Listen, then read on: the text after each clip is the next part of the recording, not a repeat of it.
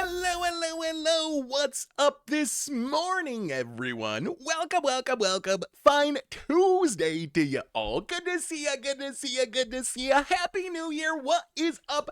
Lucid, Tazzing, your drunk master, Mono Green Stompy, Swing for Zero, Galaxy, Aurora the Sheep, Haley Chrome. How is everyone doing today? Hopefully y'all had an amazing holiday season. Oh, I know we missed the stream last week, but it was good to get a break. I had a very fun holiday season, getting to catch up with a bunch of family, got to do a little bit of relaxing, catch up on some stuff that normally I don't have time to do, like sorting cards. Oh my god. I even watched 2 Marvel movies, and I gotta tell you, Comic Sans, Death's Shadow Realm, Mano VHS, how are you, Raging Goblin? Welcome, welcome, welcome. I gotta tell you, I watched 2 Marvel movies. I watched the first Iron Man, and I was like, okay, like, I actually didn't mind the first Iron Man. I was like, there's some character development here. That was the part that interested me. It was like, I got to see this kind of jerk, like, kind of, like, develop as a person. I was like, okay, that's actually, like, kind of a movie. I can get behind that. Then I watched the first Avengers, and the first Avengers, my god. Swing for Zero, welcome to the Fishbowl. Thank you so much for your subscription. Big soup cheer for me. Thank you, thank you, thank you, thank you. When I watched the first Avengers, I was like, I don't really see the appeal. It's the movie that drove home. Well, I don't really see the appeal of superhero movies just because it was like, I know they're not going to die. You got people falling out of planes and stuff. And you're like, well, okay, yeah, I mean, I guess this would be exciting if there was some chance they might actually splat on the ground, but you know they're going to live because they're the good guys. But I did my duty and watched 2 Marvel movies. But that's neither here nor there, because we have huge news today. And the huge news is the time has finally come. Lorwyn Eclipsed is here. I have been counting down literally the days until this set, and I can say pretty confidently that we are back. Magic is back. This is the set that I've been waiting for, and it is exactly what I've been hoping for. There's so many, like, callbacks and references to old Lorwyn. There's a bunch of really interesting cards. There's a bunch of really powerful looking cards. It's got this tribal theme with all the iconic creature types. It is exactly what I was hoping for. Hey, Ben Berserker, thank you for the raid. Welcome, Raiders. Hello, hello, hello. Thank you, thank you, thank you. It is like exactly. The art is amazing. The art is so good. Oh man, the art in this set it's exactly what I wanted. The art is so spectacular. The art on some of these cards is so incredibly good. So it is exceeded my expectations. Like the art on Vibrance, the flower dog is so much of the art is good. The shapeshifter art, like look at that mirror form with those eyes. Like that Wayne Reynolds piece on mirror form. Mirror form might be my favorite card that they've spoiled. Wait, the countdown's frozen. Is the countdown still there? Try refreshing. Try refreshing. Hey, well, thank you, Ben Berserker. Yeah, the mirror form art's like all the art's good. The changeling art always looks spectacular. I love the Vibrance. Like that flower dog. I hope they do a pet of the flower dog, because I will buy that pet. I will spend my money, Wizards, if you give me a flower dog Vibrance pet on Magic Arena. Like, it's exactly what I was hoping for. But it also makes me a little sad. I came away from yesterday's spoilers, and I want to see what y'all are thinking now that we've seen. Oh, the special art, the special guest art is so good. It's so good. And they get pretty much every high value and iconic card from original Lorwyn block. There's a couple of stragglers where it's like, Risen Reef, that's not actually a Lorwyn card. But there's so many of the best cards from Lorwyn on the special guest seat. But the thing that made me a little sad is I came away from seeing all these spoilers was it made me feel like I wish they would just do this every time. If that makes sense. Like, there's Alara. We haven't been to Alara in so long. There's so many old Magic planes and sets that I have an attachment to that I found myself feeling like, man, I kind of wish instead of like Teenage Mutant Ninja Turtles in a month or two that we were just like, I don't know, going back to Alara or doing like a second piece to this Lorwyn. So I'm a little nervous, and it's day 1 of spoilers, so maybe I'm nervous for nothing. But if you look through the creature types, like there's like 4 Kithkin spoiled so far. I'm not sure there's actually a Tree Folk spoiled so far. So they're trying to build a set around all these creature types. I'm a little worried that like some of them will get a ton of support. Like we got a ton of elves, we got a ton of good goblins, but some of those creature types we might not even have enough to make like a deck around them. So as excited as I am for this set, I kind of just want more of it. I kind of want more of it because it just feels like exactly what I want out of Magic.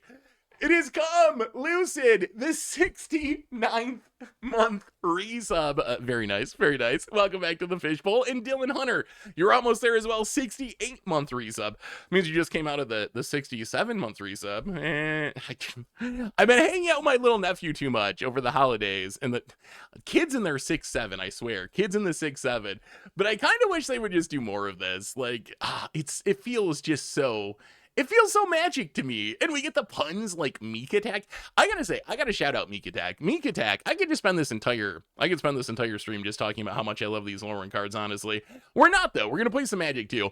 But Meek Attack, I feel like Meek Attack is an almost perfectly designed Magic card, if that makes sense. Like, it references an iconic old card in Sneak Attack. It is, in a vacuum, a worse Sneak Attack, right? It's 3 mana for enchantment. You can pay 2 to put a creature, but with only total power of 5 in power and toughness of 5 or less into play. So you can't just cheat an Emrakul or an Atraxa into play.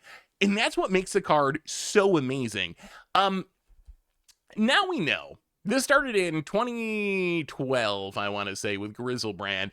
But, like, cheating things into play, reanimating things, used to be really cool. They used to be it's such a cool archetype, because you had to make these tough choices about, like, what does the meta look like? What thing do I actually need to cheat into play? And this has also been influenced. There's a pre-modern reanimator deck coming up. We're reanimating some hilarious 90s yank, and it's had me thinking about this.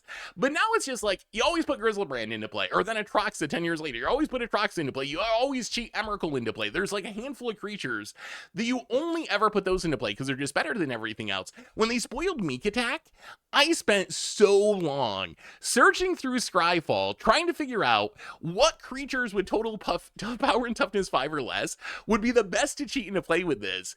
And that has me so excited, because you don't do that with Sneak Attack. You know it's Emrakul, you know it's Atraxa, you know it's Grizzlebrand. With Meek Attack, though, you're actually thinking about it, and I think it's still a very, very powerful card. So this, it's so good. I love it. I absolutely love it. I'm curious what y'all think, though. So we're one day in. We're one day into spoiler season. Is it meeting your expectations so far? I know this has been a set a lot of people have been waiting for. A lot of people have been waiting for. Famished Worldsire is a good one. Has it met your expectations? Is this what you were hoping for? Because for me, it is. It is almost. Slasher's another good one. Cruel. Oh no. Why'd I forget this? I just made a short about this too. What's its name? Cruel attacks and puts you to 1. You can only attack with it by itself. It's Rakdos. It's a mythic from Dragon's Maze. Cruel. God, my brain is blanking out. Oh yeah, the Muppets trailer. If you haven't seen it, we should actually probably watch it, because it probably is the greatest trailer that they've ever made, honestly. Like, it's so good. It's also it's so well. There's got to be a Muppets like Secret Lair coming up, right? There's got to be a Muppets Secret Lair or something coming up. But I think this might be the best trailer that they've ever made. It's always day in Lorwyn, Gwen. And it's always a good one, Moira. It's so good.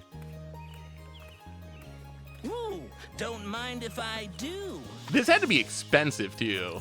I think this goes against the narrative that Wizards. Hunt for treasures inside someone else's bin. I think this goes against the narrative that Wizards doesn't invest in in-universe sets to some extent. Because I think this had to be costly, right? Either that or they have some deal. Steal a baby or 2 from a kitten.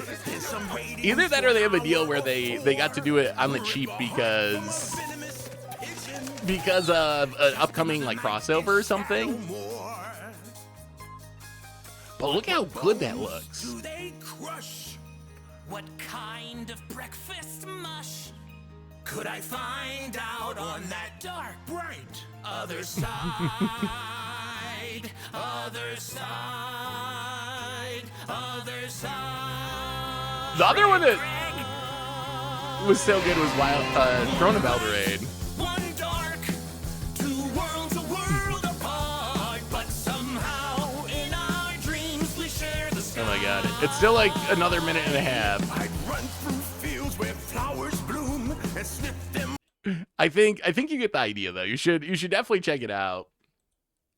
Do you think Muppets would be Muppets? Are Muppets Disney now? They might be Disney. Do you think that Muppets would be a good crossover? Would you want a Muppets crossover? We also just got a brand new spoiler. A brand new official. Let's see this brand new spoiler card here. I'm glad that Fractured Foils came back too. Spine Rock Tyrant. 5 mana 6/6. Flying Dragon. It's a mythic. It looks like a rare, but it's a mythic. So 5 mana 6/6 Flying Dragon. Flying in Wither.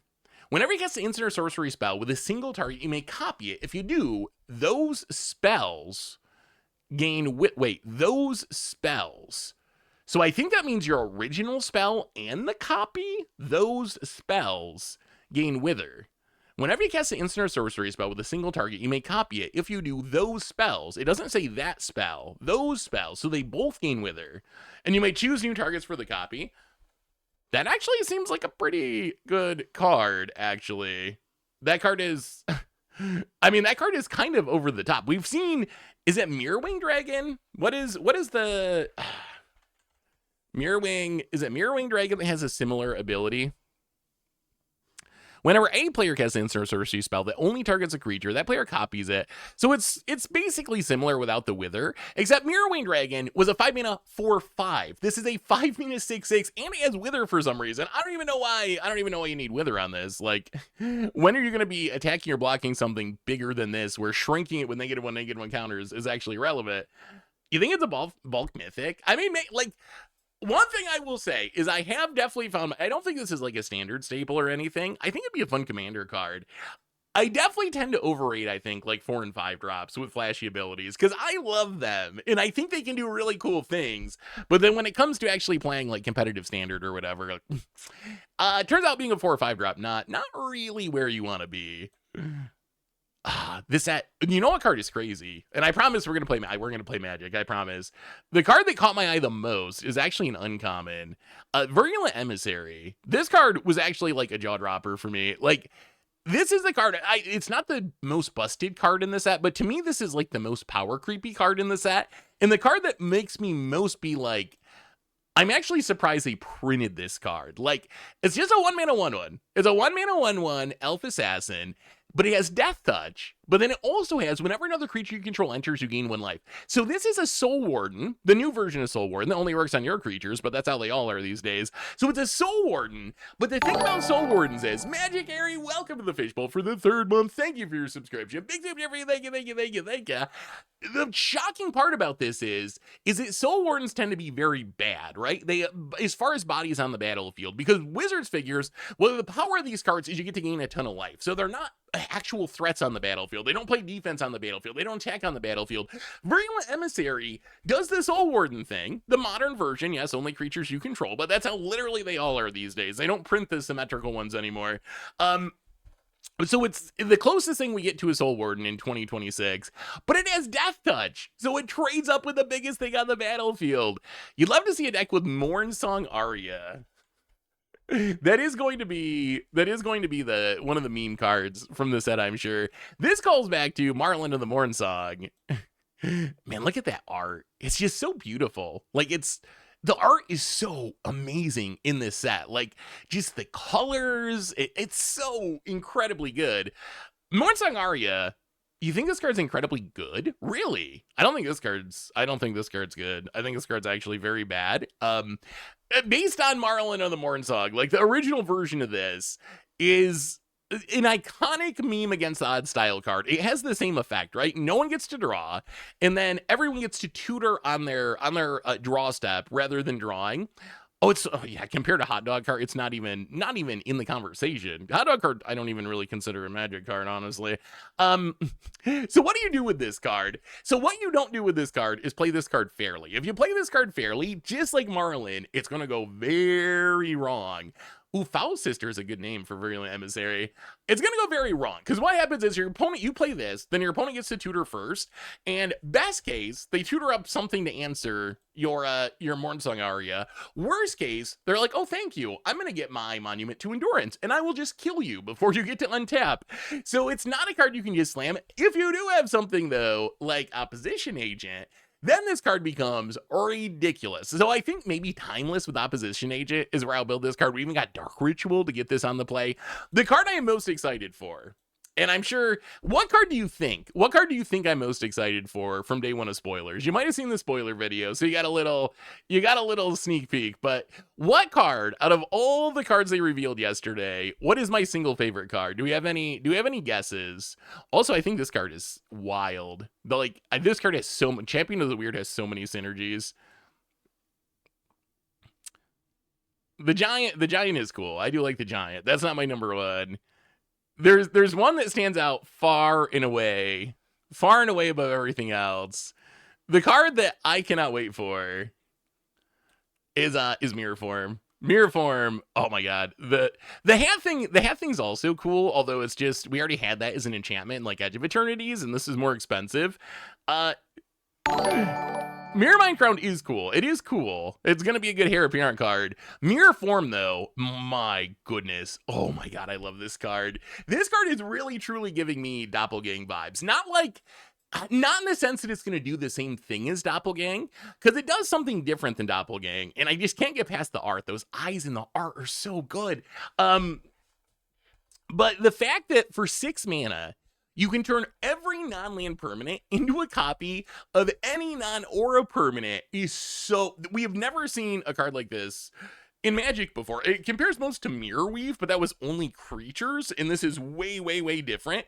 This card has so many cool tricks. Like, all you need to do is get random things on the battlefield, and this card is just going to do the funniest things possible. Like, yes, you can win with Biovisionary or whatever, but turning all of your stuff into a Panharmonicon or a Doubling Sea, like, there's just so many cool... Overlord of the Boiler Biggles, and attack with everything. It's an instant, so you can wait until your opponent goes to Wrath your board, and then be like, haha, I will turn all my permanents into lands. This is also like the most ridiculous Ram spell that we've seen.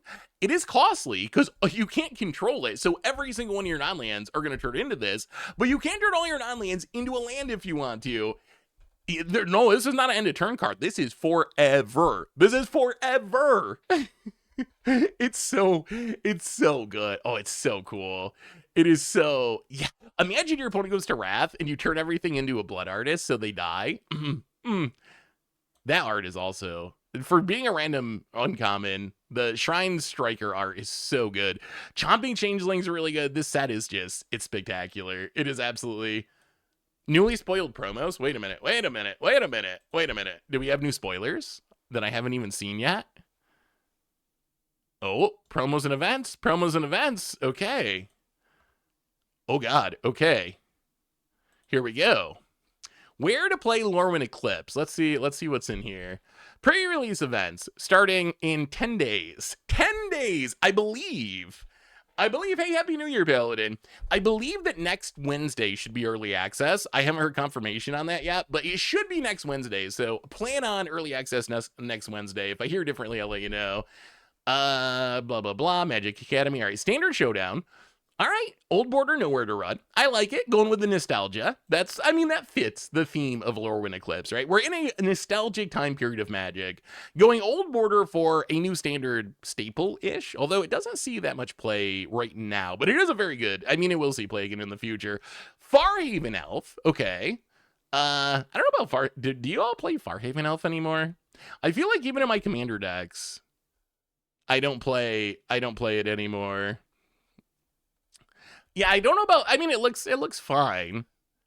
Oh my god, Tameo. Wow. Okay, that's probably gonna be an expensive card.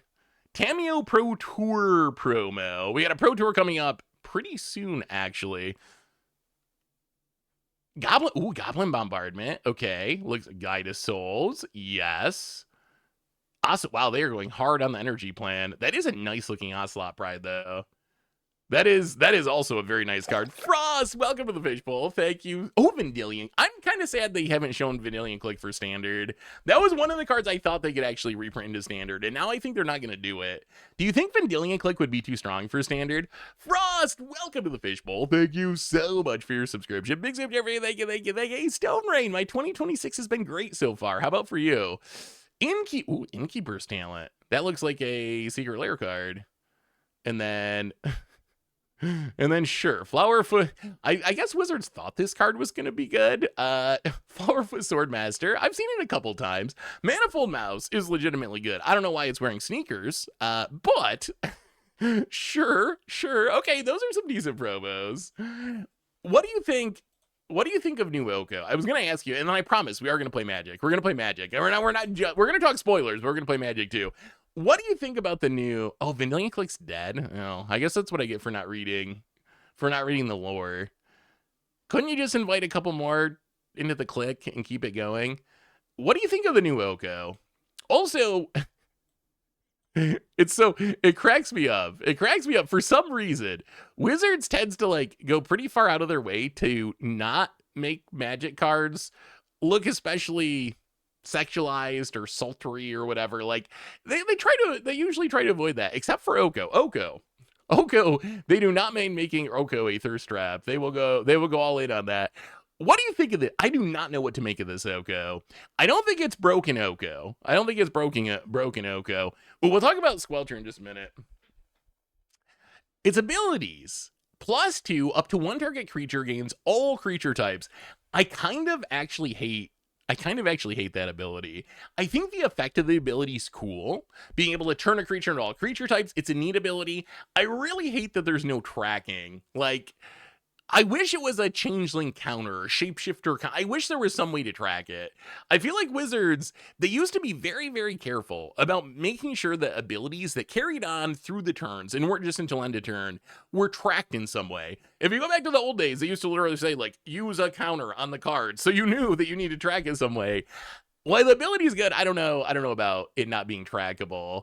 I don't know if that Oko's that strong or not. I'm very much on the fence. The Oko's, maybe it's really good. The backside making the 3 Elks seems pretty good. But yeah, it's another card that seems kind of mostly designed for digital. I mean, I guess you can say that about the Blue Mythic, the Mirror Weave or whatever it is, that I really like. That also kind of has some tracking issues. If you don't win the game right away, you're going to have to remember which of your things are the thing you turn everything into, and all your new things are going to be different things. So it does get a little bit clunky to track. All right, I gotta ask you, and then we'll do our intro. And we'll actually talk about the decks, and we'll talk about Lorwyn. If you see new spoilers as we go along, let me know and we'll look at them. I gotta ask you about one more card, though. Because this is a card that I see everyone freaking out about. It's the top card on the main Reddit, the #1 most upvoted post. It's a card that I've seen everyone talking about on social media, saying this card is broken, it's a mistake, it shouldn't have been printed. And I feel like I'm missing something. Here. That card is Hexing Squelcher. So chat, I need your help here.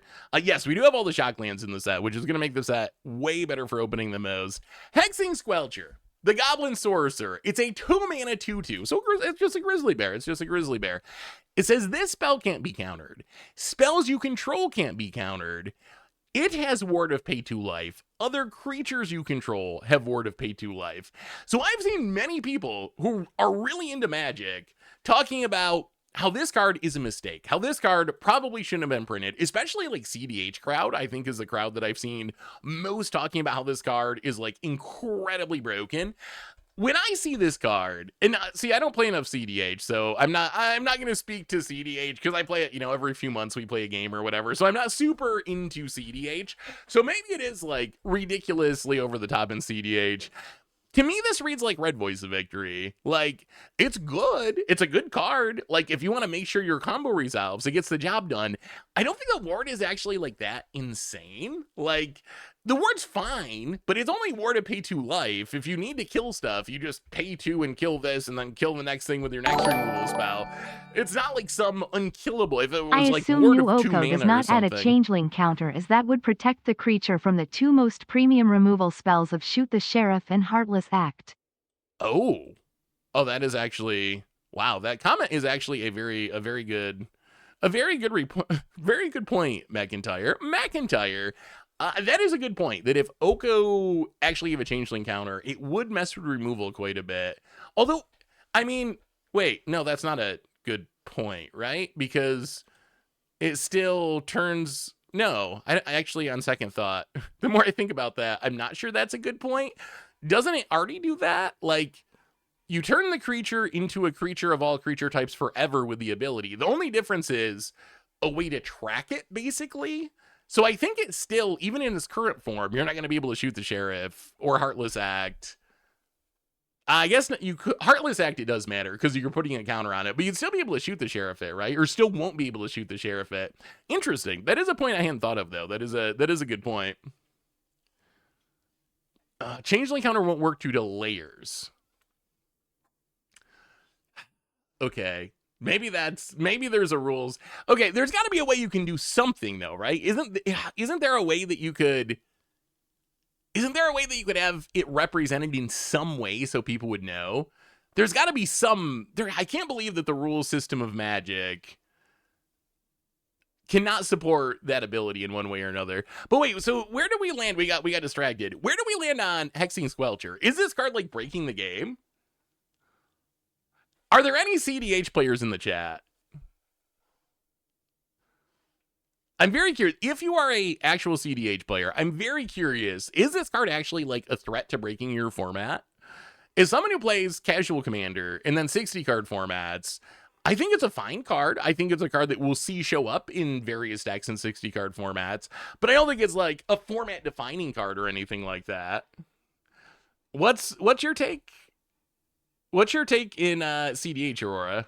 You think it's kind of busted? It makes non-white turbo decks broken. I mean, I guess that makes sense, right? If you're playing Italy or something. I don't know CDH that well. So let's say Italy. That's what I think of when I'm just trying to dump this big thing and I really don't want it countered. It's probably very good if you have it on the battlefield, right? Because you can make sure that your big thing's going to resolve. But that still seems like Voice of Victory to me, or a Grand Abolisher to me. It's a red version of that, right? Plus, I'm just saying, we just got Spider-Punk. What about, did Spider-Punk? Why did Spider-Punk not have these same issues? Like, did this not do basically the same thing if you're just trying to like combo off in a red deck in CDH? Can't you just drop Spider-Punk and be like, you can't counter my stuff, here comes my Italy? It is funny how bad this makes Spider-Punk look. The Spider-Man set just cannot catch a break. It cannot catch a break. This I thought was one of the better cards from the Spider-Man set, and then the next, well, 2 sets later, I guess, they just straight up print a better version of it, like a way better version of it. And that was one of the cards I thought was the best of the set.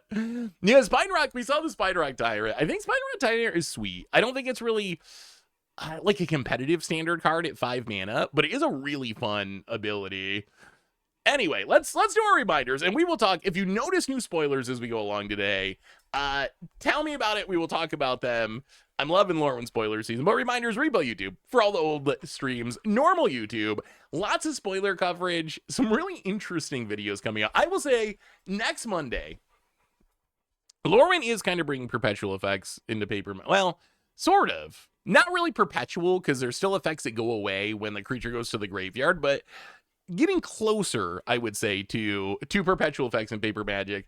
Next Monday, I have a non-gameplay video I've been working on, and I really hope people like it, because I think it's the most like heartwarming story that I've ever made a video on, and I really have my fingers crossed that people like it and watch it, because I feel like sometimes we get so negative in Magic, and it's like so easy. Prof always talks about this, how he does his end of the year videos of like the worst of Magic and the best of Magic, and the worst of Magic, it's like 2x the views of the best of Magic for the year, because negativity tends to do that.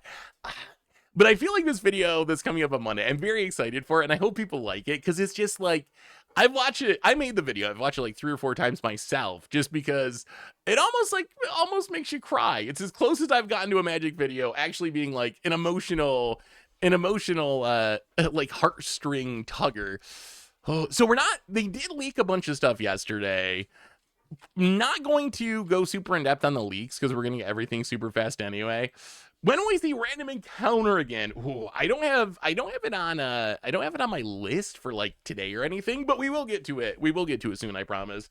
A reminder, today's stream is brought to you by Card Conduit. If you need some Card Conduit is also awesome. But today's stream is brought to you by Card Kingdom. If you need some magic cards, you can get them over at cardkingdom.com/FTG If you get a goldfish sticker, maybe, I think. What's my favorite Marvel movie so far?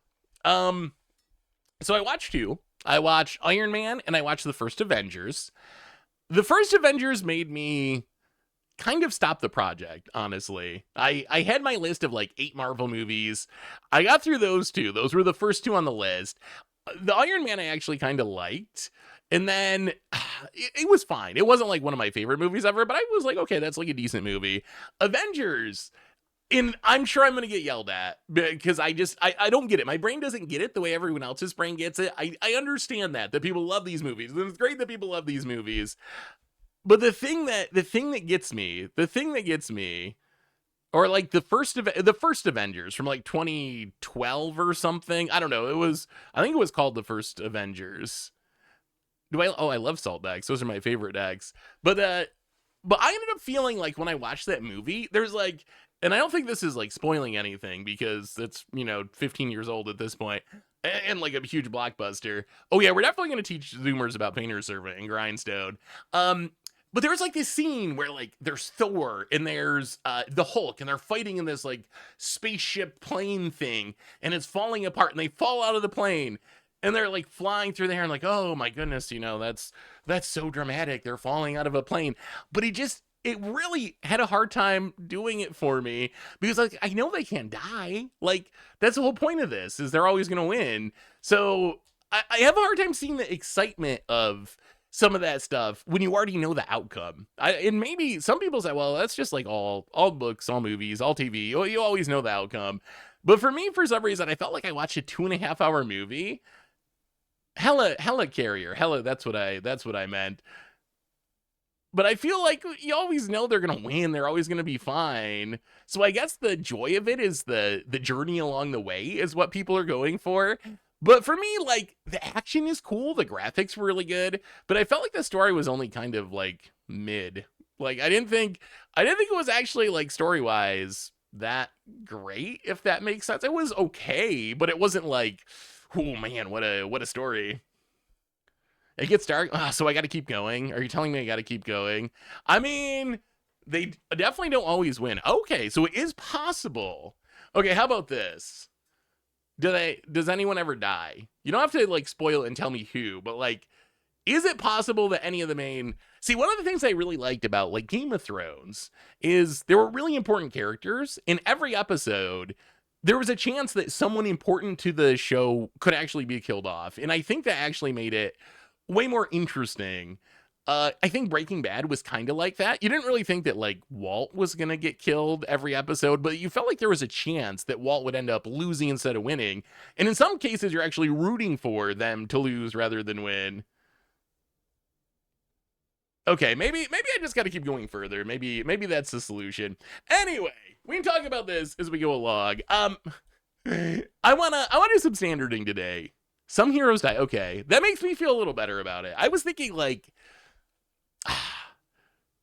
and this is going to sound, man, people are going to get mad if I say this, but like I watched the first Avengers and I came away from it feeling like if I just wanted to know the story, I probably could have watched like a 10-minute recap and really gotten basically the narrative out of it. And then the other 2 hours and 20 minutes or whatever is basically like cool graphics and fighting and stuff. And I did think it was very well done. But as far as the actual like story of it, I felt like there was probably about 10 minutes of narrative and then like 2 hours of cool graphics and fight scenes, basically. Hey, what's up, Zanfast? Yeah, it's always fun to go back and look at how dumb we are throughout the year, and occasionally good throughout the year. So I think what I've come to realize from watching the Marvel movies, I don't think I hate superhero movies. I think I just am not a big fan of action movies, because I feel like action movies that are built more around like the graphics and the fight scenes, for me, they end up feeling like they're lacking in narrative a lot of times. So I feel like that's what I landed. My problem isn't actually with superhero movies, and superhero movies are probably very solid action movies, but they just don't really have enough narrative for me to be really engaged with them like I would with like a drama of some kind that has more story to it. So I think maybe it's just that I'm not like super into action movies, and it's not my drama. So what would a thriller be? I probably like thrillers. Thrillers would like Silence of the Lamb be a thriller, something like that. Would that be considered a thriller? Or is that just a horror movie? So I think I could probably get behind thrillers, I think. Hey, what's up, Mr. Snowman? Almost never get to catch the stream. What's up, Seth? Just me saying that the cats got absolutely hosed by the type bracket. They are incredibly deep across colors. Oh, do we underrate the cats? Oh, No Country for Old Men is good. See, Fast and Furious, I've never watched Fast and Furious movies. I've seen trailers and stuff, and they didn't seem like something that made me want to click and watch them. That is true. Hey, I create my own narrative. I'm telling a story. I'm telling a story here, Lucid. Yugi Bloodborne Gaming, thank you for the raid. Anyway, what deck are we playing today? We're going to start off. There's 3 decks. I found 3 decks in the dregs of the internet that we can mess around with today. But we're going to start with some Doretti Artifact Reanimator. And yeah, if I see an Extinguisher Battleship, I got to try the deck. So the idea of this deck, we're trying to get an Extinguisher Battleship or a Meteor Sword into play. These cards that can blow up any permanent, including lands. So rather than trying to ramp into them, although we can a little bit with like Collector's Vault, we're trying to get them in the graveyard, and then Doretti, when it enters, we can choose an artifact in our graveyard, sack an artifact, return the one from our graveyard to play. So this is a way that we can sacrifice like a Collector's Vault token, an Enigma Jewel, something like that, and get an Extinguisher Battleship into play on the cheap. We also have Phenomena Recorder, which we can use to copy the triggered ability of Extinguisher Battleship. Once we get out on the battlefield, we can Season of Weaving to copy it again and blow up either more stuff. So in some ways, this is almost like is it land destruction deck or like is it control deck? Just with a lot of really weird cards in Doretti, kind of being the foundation of it. So we're going to start with some Extinguisher Battleship action. Got my first perfect game with Extinguisher. Ooh, with the deck I played you during our last. Hey, awesome. Congratulations, Monet Frick. Hey, Seth, I have another deck for you. I'd like to show you. This time, it's a deck that you can literally cast no spells and still play the game. Ooh, cycling. I'm going to guess cycling. I'm just pulling it up now. I'm going to guess it's some sort of cycling deck. Bant no spells. Okay, so well, not even just cycling. That actually makes it even more interesting. I was thinking it was just going to be a straight up cycling deck, but we got some channeling, we got some cycling. That's a super cool idea. Ooh, chat, I had an idea. I want to ask you if this is possible. So I had an idea. I want to do a Commander Clash where do I like salt decks? I very much like salt decks, MTG nerds. Those are my favorite decks. There's nothing I like more than prison decks and salty decks. Ooh, airbending could be cool. Yeah, I haven't tried. This is the first game I played with the deck, so I haven't tried it yet. Let's try it as it is. Oh god. This untapped overlay. Okay, I don't know if I actually want the untapped overlay. Oh my god, there's 2 of them. Okay. Thank you, Untapped. I think we're gonna pass. Oh, and we're also gonna mulligan. So I had this idea for a Commander Clash. Have you seen Into the Wild? If not, I'd really think you'd like it. I don't believe so. It sounds vaguely familiar. I may have heard about it, but I don't think I've actually watched it. I think we're going to put 3 steps to the bottom, and we can Collector's Vault, discard the battleship, hopefully to ready it, win the game. That's the idea. Yeah, I'll have to check it out, Stone Rain. But here's the idea. Here's the idea I had. I want to do a Commander Clash where no one could play lands. And my question for you, chat, is do you think that would be possible? Ooh, a college student who leaves the world. I'll definitely look it up, Stone Rain. That I don't think I've watched it because I think I'd remember it based on that description. We do have one of the meteor swords as well, yeah. Oh boy. Okay. Well, are we gonna be fast enough? Unfortunately, we're on the draw here. We do have an ill-timed explosion, but we might be dead before we get to it if they have a Boroid or another Badger Mole Cub. Okay, Overlord of the Bailmerk. That is also not good for us, opponent. Going to mill a bunch of cards, get back some. Oh, it's an Insidious Roots deck. Gets back to Molt Tender. We hit a land, which is good. Well, play the Collector's Vault. See if we can stay alive. Would it be possible to build 4 unique, no MDFCs? So MDFCs, nothing. Oh, God, they actually, yeah, that does it. That does it, right? That does it. So we can't do it. Yeah, we shouldn't have lost the die roll. We made the brutal mistake of losing the die roll. And now, I mean, Badger Mole Cub is such a mistake. It's such a mistake. Is there any way we live? 4-8, no, that we just die right away. All right, well, we should not have lost that die roll. Yeah, I'm curious. I mean, bring in the Pyroclasms. At least we have a plan. At least we have a plan, which is... Oh, Dauntless Scrap. We have a whole bunch of Pyroclasms. What do we go down? Probably random counter spells. Do not seem great in this matchup. 3 steps ahead just seems slow. Phantom Interference, with us being on the play, might actually be fast enough. And maybe one of these... Phenomena Recorder seems a little greedy here. I mean, it's going to be sweet if we get things set up. We just don't have that much time to set things up. No extra card draw Commander Clash. Can you make a Salt Commander Clash, please? Who I think we've done a few salty Commander Clashes. And they're, well, all right, this man's got some answers. We've done a couple salty Commander Clashes, and there's some more coming up. So yes, we can do another Salt Commander Clash game. Dauntless Scrapbot is one of the most underrated cards for Commander from 2025. It's so good. It's so good. Now, let's Fable Passage go. It's a very good ramp spell for colors that are bad at ramping. Opponent. Well, all right. That's unfortunate. We need to get out of whatever tier we're in here, which is about as low as it can go, I think. Opponent gonna take our ill-timed explosion.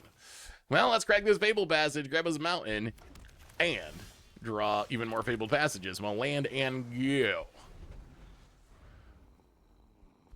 Are there giant? Right here. Let's feed our Appa. Dredger's Insight. Giant worms on the side of the battlefield. Wait, what are... I don't see them.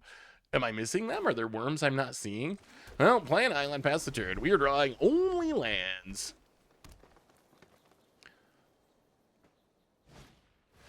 Favorite salt card. Wow, we are literally drawing only lands. Quite literally. Okay. We're getting close to the pulling out the calculator stage of this game. Do a little hypergeometric calculation. 1, 2, 3, 4, 5, 6, 7, 8, 9. Whew. So 8 lands out of 10. Opponent. Gonna start growing Scavenging. He was gaining some life. My favorite salt card is probably Blood Moon. Although I refuse to play Blood Moon in Commander Clash, but it is overall my favorite salty card. But really, I love also, like, I love Stasis, I love Ormchant lot. Like, if it's a salty card, Ensnaring Bridge, Chalice of the Void, name a salty card, and I love salty cards. Ketramos, yikes. Oh, this is looking very bad for us. Oh my goodness. Okay, well, now we're reaching the absurdity level of things here. Oh my god, these lands. These lands. Ooh, Change on Mephistopheles is the ridiculous card. Found it. Ooze. Triggers Ketramos. Wait, does it not trigger? Okay, there we go. Triggers Ketramos. Triggers Dredger's Insight. Ooh, Smokestack's a good one. Smokestack's also a good one. Found it. Gonna do more oozing. Gonna draw more cards. Gonna gain more life. Yeah, we have just literally... We got hit by a duress on turn 1 and have just literally drawn a land every single turn of this game. Literally every single one. So how was everyone's New Year's and holidays?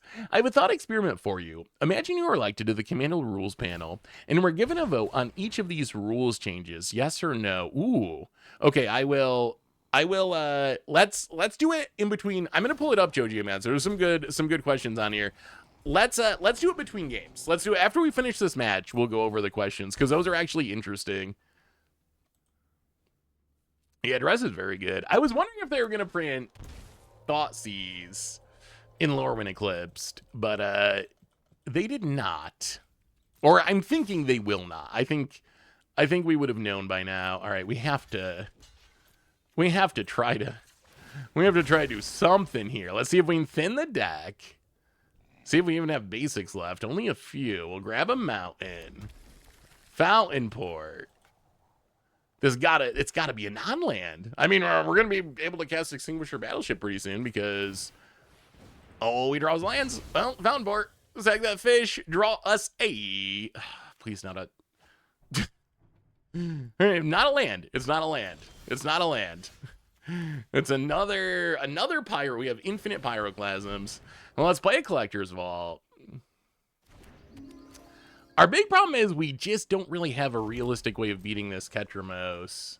Like, even if we extinguish her battleship, we can't beat the Ketramos. So I think we're just kind of, like, it is such an awkward card for our deck to run into, because it doesn't really seem meaningful play in Standard, but it is so good against us. How long is the stream today? To about 2 Eastern time. So usually stream for about 3 hours roughly. So a couple, 2.5 hours.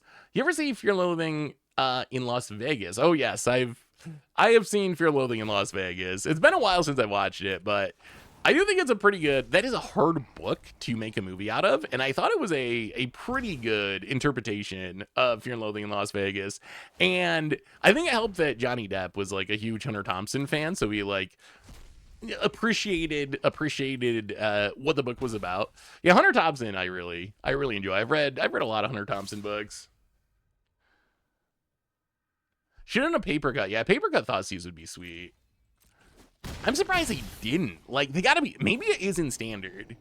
Is there any chance it's in Standard? Because we didn't get it wasn't on the special guest sheet, right? Unless they're assuming we did it in like Outlaws of Thunder Junction, so we've done it enough.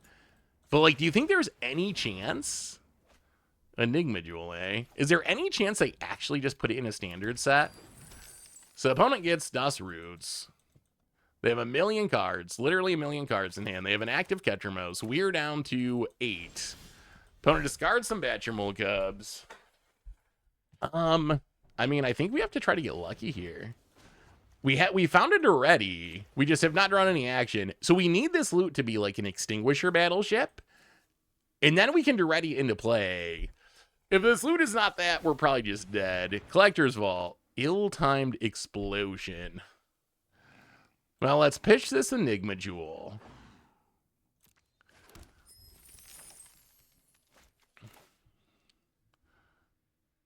And then I guess we just double Pyroclasm to kill the ooze. Play the Misrise Village. Wow, this is going horribly. MTG nerds, guess how old you are. I'm going to say that you are 20. Let's go with 20. I don't know. I'm just guessing, MTG nerds. I really have no idea. Bound Knight, gonna do some oozing. How old are you? 14. My little nephew Jude, who I taught how to play Magic, he turned 13 this past weekend. Oh, here comes the Boroid.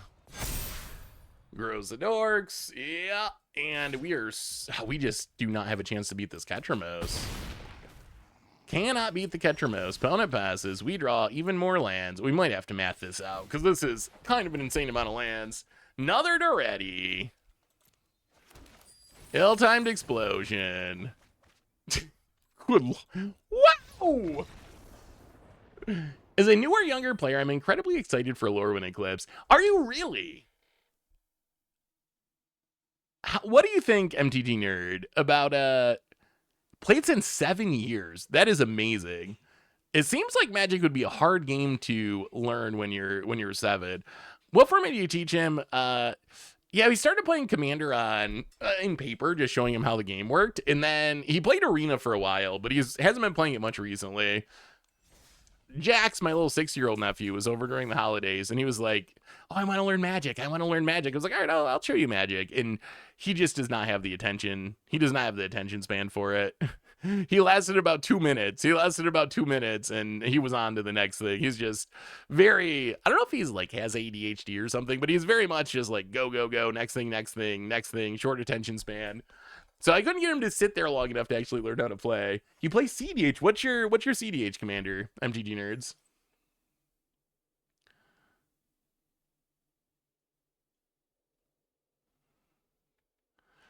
Actually, that's a that is a good point, Hello Chromium. I mean, we're a family friendly stream here, so not an issue here, but yeah, I could imagine that being an issue somewhere. All right, let's look at these questions. So the question was, if you were on the commander panel and this rule change was proposed, how would you vote, up or down, yes or no? And I'm curious what your all's answers are on this too. So vehicle spaceship as commanders, I would have voted yes. I think it is a harmless change. I hope they do not make me regret that once we go to Star Trek in a year.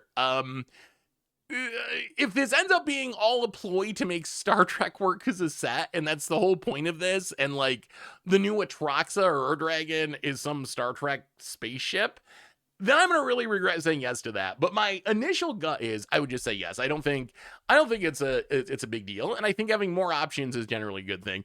Planeswalkers as commanders, honestly, I would lean towards yes on that too. I think there might be some that you might need to ban, but my perception of Planeswalkers and Commanders is that Planeswalkers are pretty weak in Commander because you got 3 opponents that can attack them down or spend their removal on them. So it's hard for me to see how a Planeswalker being a Commander would be too overpowered in general. I do think there could be individual Planeswalkers that I wouldn't want to be facing down, like Oko in the command zone or 3-mana Teferi in the command zone. It would just be obnoxious because like the Oko's just going to snipe everyone's commanders repeatedly and it's going to be not fun. So there might be some specific ones, but I think in general Planeswalkers would be bad commanders and they wouldn't actually see that much play. Hybrid mana is either color, not both color in Commander. I mean, I've been saying yes to this for a decade now. I have been fully on the free hybrid train for a long time. So easy yes on that one. I know that's not a popular opinion because pretty much everyone else has said no. And my opinion was that Wizards was just going to force through this rules change already. But I'm starting to think that they aren't going to force through the rules change, because I think if they were going to do it, I think they might have wanted to announce it before showing off all these new hybrid cards in Lorwyn Eclipsed. So now I'm starting to think that they actually might not do the hybrid rule change. I think it's at least possible that they don't do it. When before I thought they're gonna do a Tomer poll, right? They're gonna do a Tomer poll and they're gonna be like, hey, do y'all want hybrid in Commander? And then they're just gonna do whatever they want to do anyway. So I would be a yes, but I know a lot of people aren't. All monocolor Commander partners with all other monocolor commanders. No. That I think would actually break the game. If you could just partner any monocolor legend with another monocolor legend, I actually think the partner is one of the worst mechanics that has existed in Commander, and I think making everything into partners would just lead to a bunch of overpowered decks. The only upside I could see is you might get to see some underpowered old monocolor commanders actually show up a little more often, because if you have 2 commanders, maybe they'd actually be good enough or there'd be some synergy.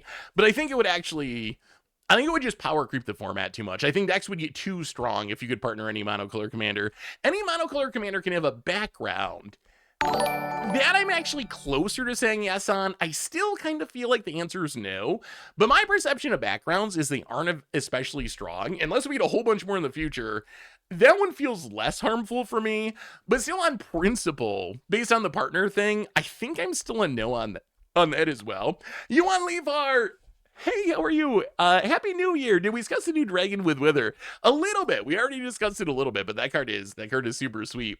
Having a game changer ban list, having a game changer / ban is commander list. Yes. I think that banned as commander is like a super easy win. I've never understood Wizard's argument that banned as commander, or I guess it was the RC's argument, but that banned as commander was like too complicated. To me, it seems very straightforward. Like, I don't know how that is more complicated than everything else that's going on. And I think that that's a way that you can keep more cards off the game changer and ban list. Rathalos, for example. I don't think Rathalos needs to be banned in the 99. I think if we live in Badger Mole Cubs world, if you want to try to Rathalos me in the 99, go for it by all means. But as a commander, having it all the time, that might actually be obnoxious. So I think that would actually be a positive. No deck maximum can have more than 99 cards. This one I haven't thought much about. So what would the upside be? The upside is Battle of Wits works, I guess. I think that here's why I'm going to say no to this. Here's why I'm going to say no. It'd be cool to have Battle of Wits work, but I'm going to say no on this one because I think it's going to lead to clunkiness for practical, technical reasons. Like, I think you're already getting close to, I guess Yorin as a companion would be another one. I think, it would make Mill harder to win. I think the bigger issue is commander games in paper can already be pretty slow. And if people are trying to shuffle 150, 200 card decks, like commander decks are already pretty big. Tomer, with his baby hands, already has a hard time shuffling a normal commander deck. Could you imagine if you're playing 150 cards or 200 cards? I think it would lead to issues there. The other thing I would say is I think this actually is a place where restrictions breed creativity. I think it would make the format less fun. And I'm sure you've had this experience. Luca Johnny, welcome to the Fishbowl for the 11th month. Big scoops here for you.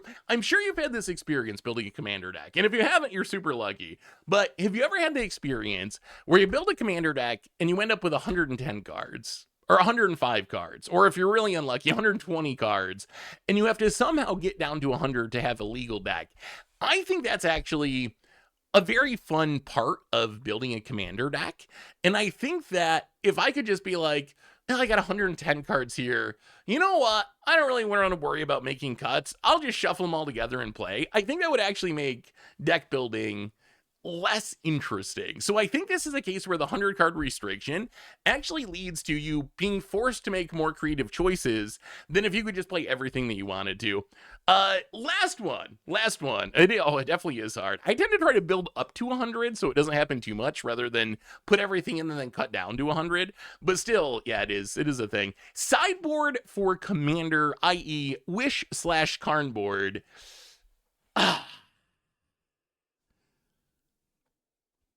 This one I have mixed feelings on.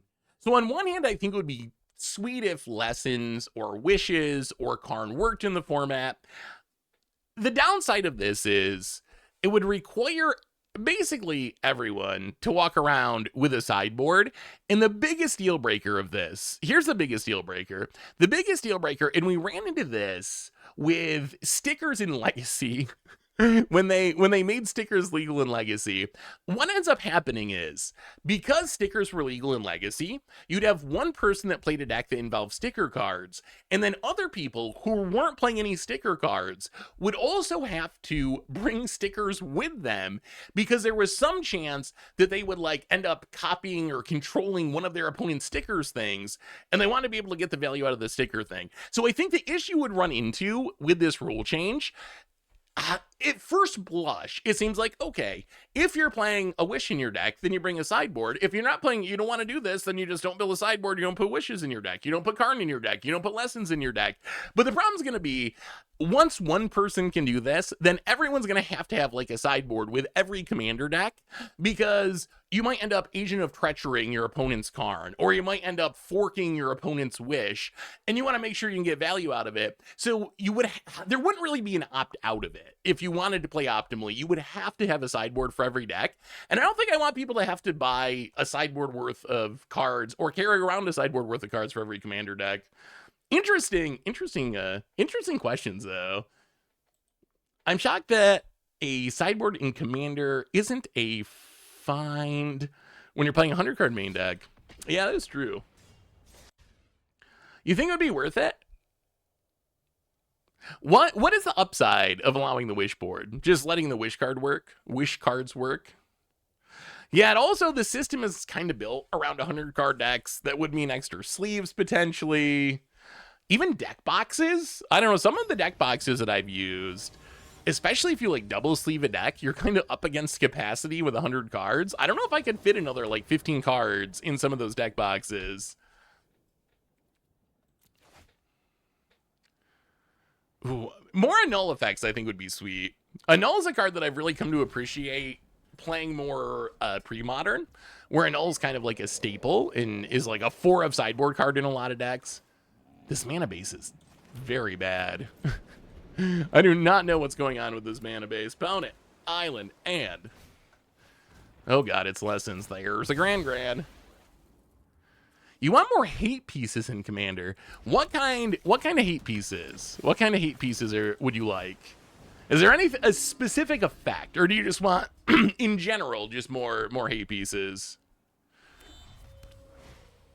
Do we know if we get spoilers before Friday? This spoiler season is very weird. I believe. Oh, we have a new spoiler. Oh, we have a new. Oh! We have a new spoiler, and it's a mythic, and it's a planeswalker. Yes, I don't really know how they're doing spoilers this time around because they're doing it in a very different way than usual. But yes, we should keep getting spoilers throughout the day. And oh boy, Labrador, welcome to the Fishbowl for the 26th month. Thank you for your subscription. Big super cheer for you. Thank you. Here's the new card. It is Mark Rosewater said that there was going to be a planeswalker that made Kithkin tokens, and we now have our planeswalker that makes Kithkin tokens. It also has the word chaperone on it. We got a Johnny the chaperone. Like you're going to junior high prom. I was actually going to give Wizards a lot of credit for the names in this set because a lot of them, they're still finding like single word names for some of the mythic cycles, like Vibrance. That's a really good one word card name.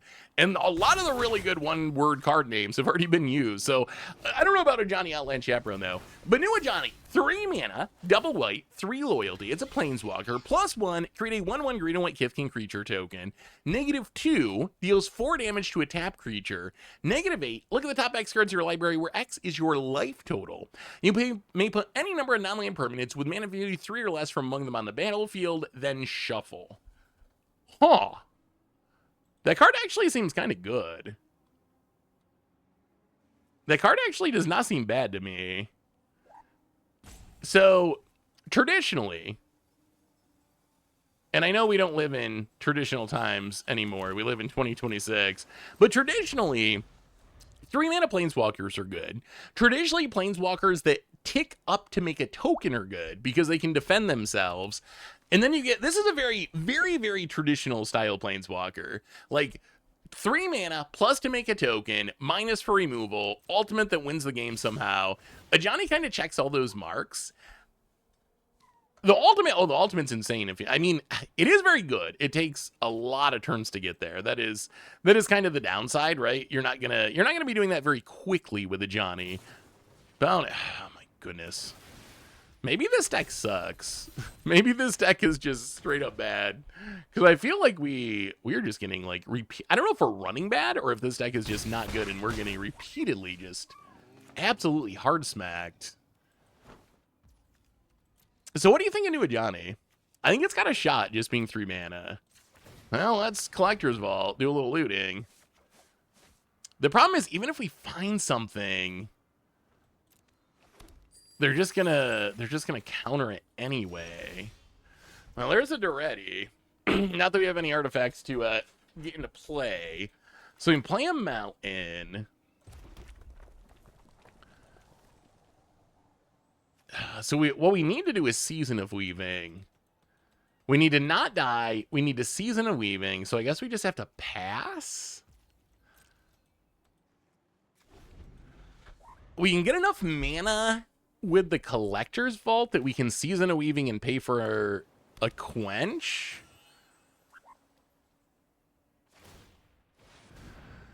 We'd be paying more attention to commons and commons in your preview video, Seth. Given how a lot of the meta and standard is centered around that rarity, I think I'm going to try to do more of it. It's still, it's so tough, especially on day one. Day one of spoiler season, there's just so many cards. Like yesterday's video, I think if you look at the timestamps, there were almost 40 individual timestamps. So we talked about 40 cards in like an hour and a half, basically. So it just gets, in the early days of spoiler season, when they do the huge dump of cards.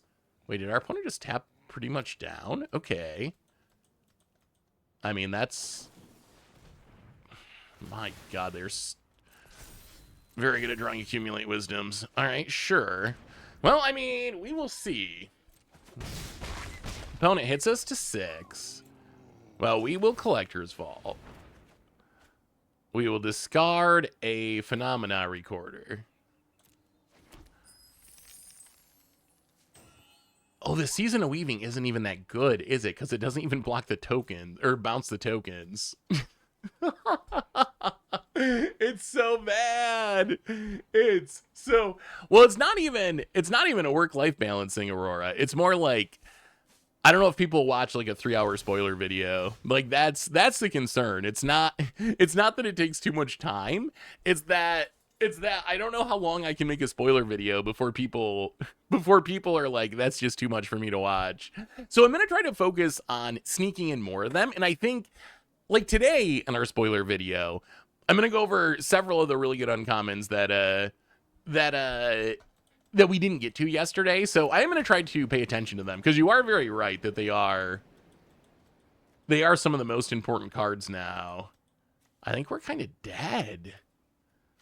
Like this Season of Weaving doesn't actually, we need to, where are our Extinguisher battleships? That's the biggest issue. Okay, Ill-Timed Explosion is something. We can pitch a Collector's Vault. I mean, this is a way we can probably stay alive for a turn. So Ill-Timed Explosion. Discard another Collector's Vault and a Fabled Passage. Where are all of our sweepers?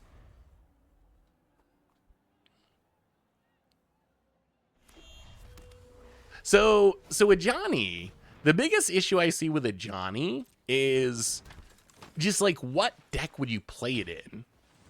We've kind of moved away from a standard that is about white. My goodness, they have drawn so many Accumulate Wisdoms. Yeah, sure. Sure.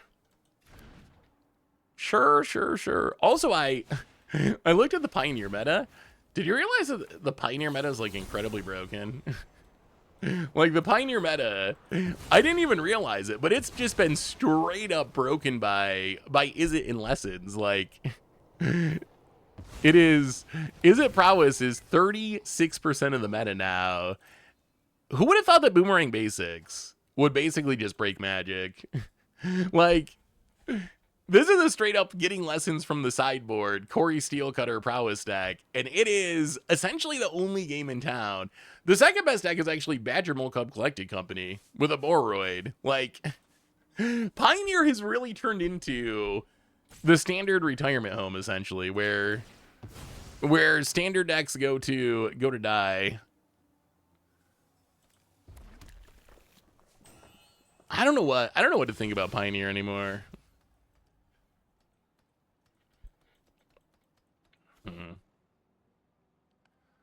So Season of Weaving, man, it's just so, the Season of Weaving, much less impressive with no, oh my God, we cannot draw it.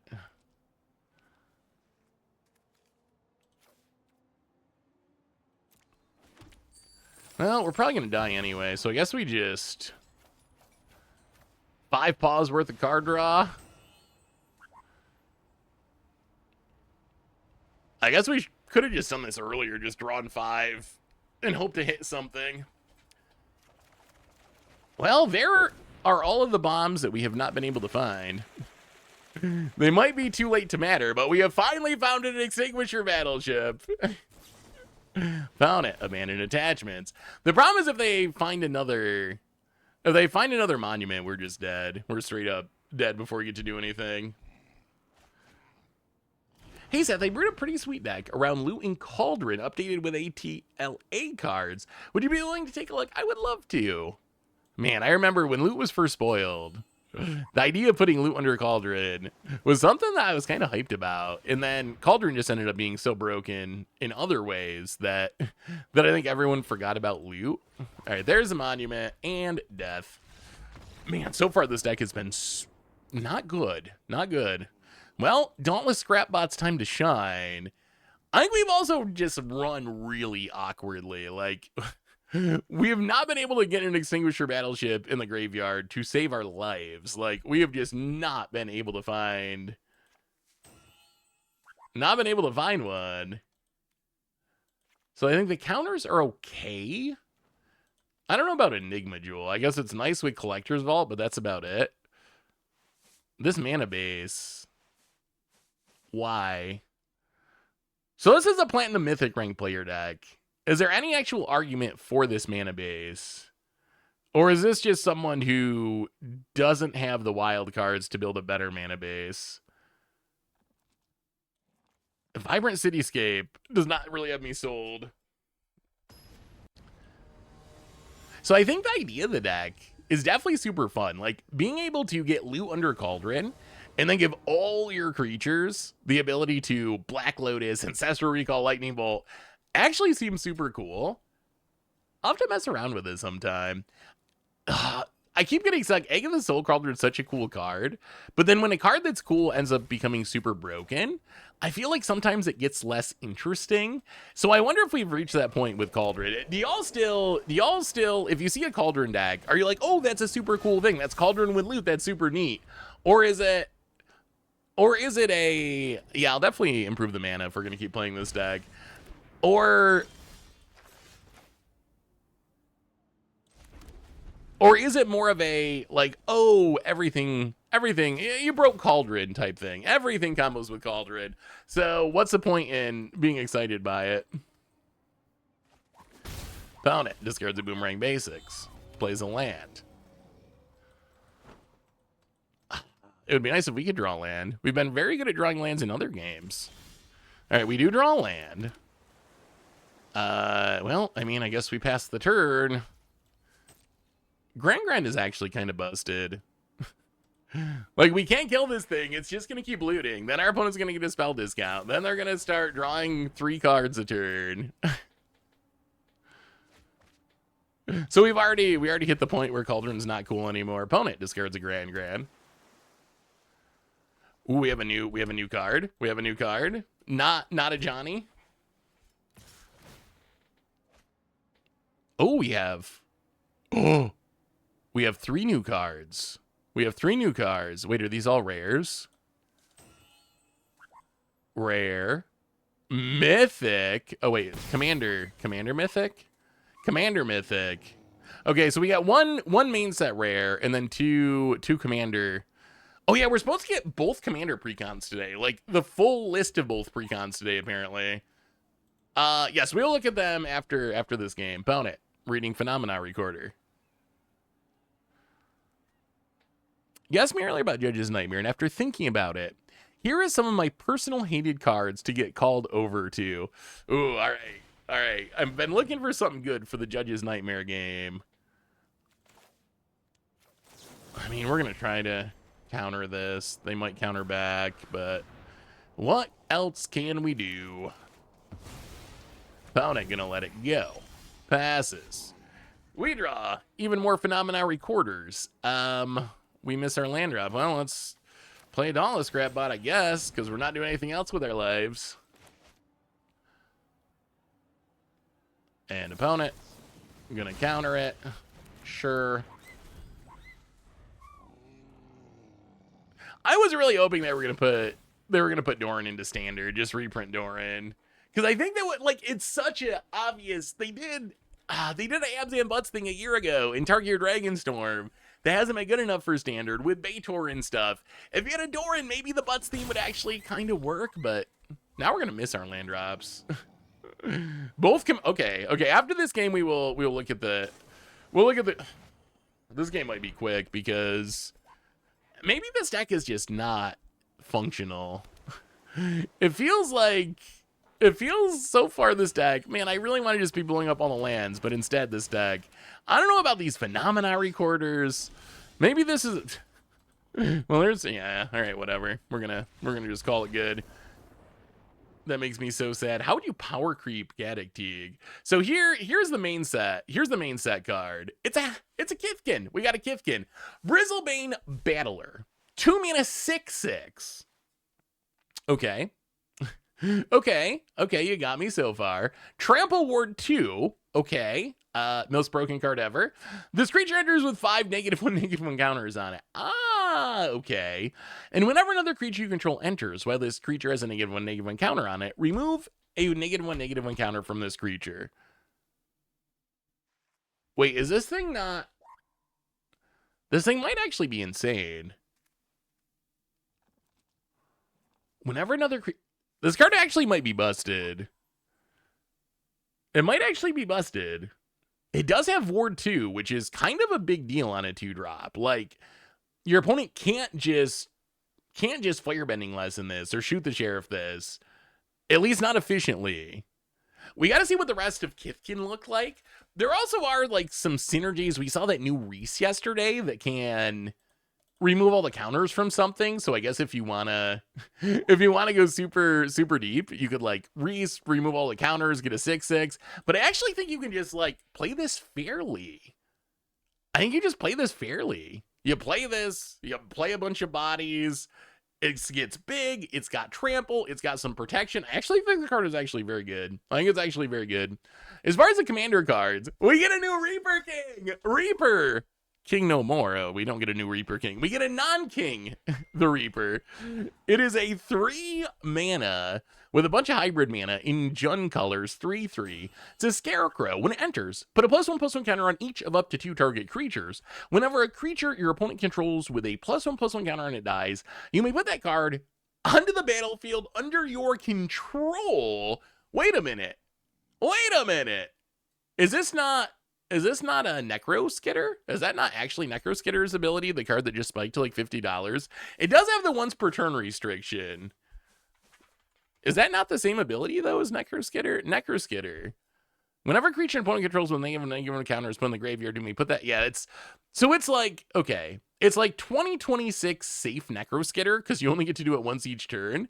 But you also can play it as your commander, which is actually kind of sweet. Like, man, did they reprint Necro Skitter? We gotta see the deck list. The other one, 5-color commander, Mass of Mysteries. 5 mana, 5 colors, 5/5, elemental, first strike, vigilance, trample. At the beginning of combat on your turn, another target elemental you control gains Myriad until end of turn. So whenever it attacks, for each opponent other than the defending player, you get a token copy of it. That's actually super fun with, like, Muldrifter effects. Elemental Risen Reefs, can you imagine? All the Risen Reefs you can make, all the cards you can draw with this. That actually is that's actually a pretty fun looking commander, I gotta say. Do they have the actual full commander deck lists out? Like, can you see the entire deck list?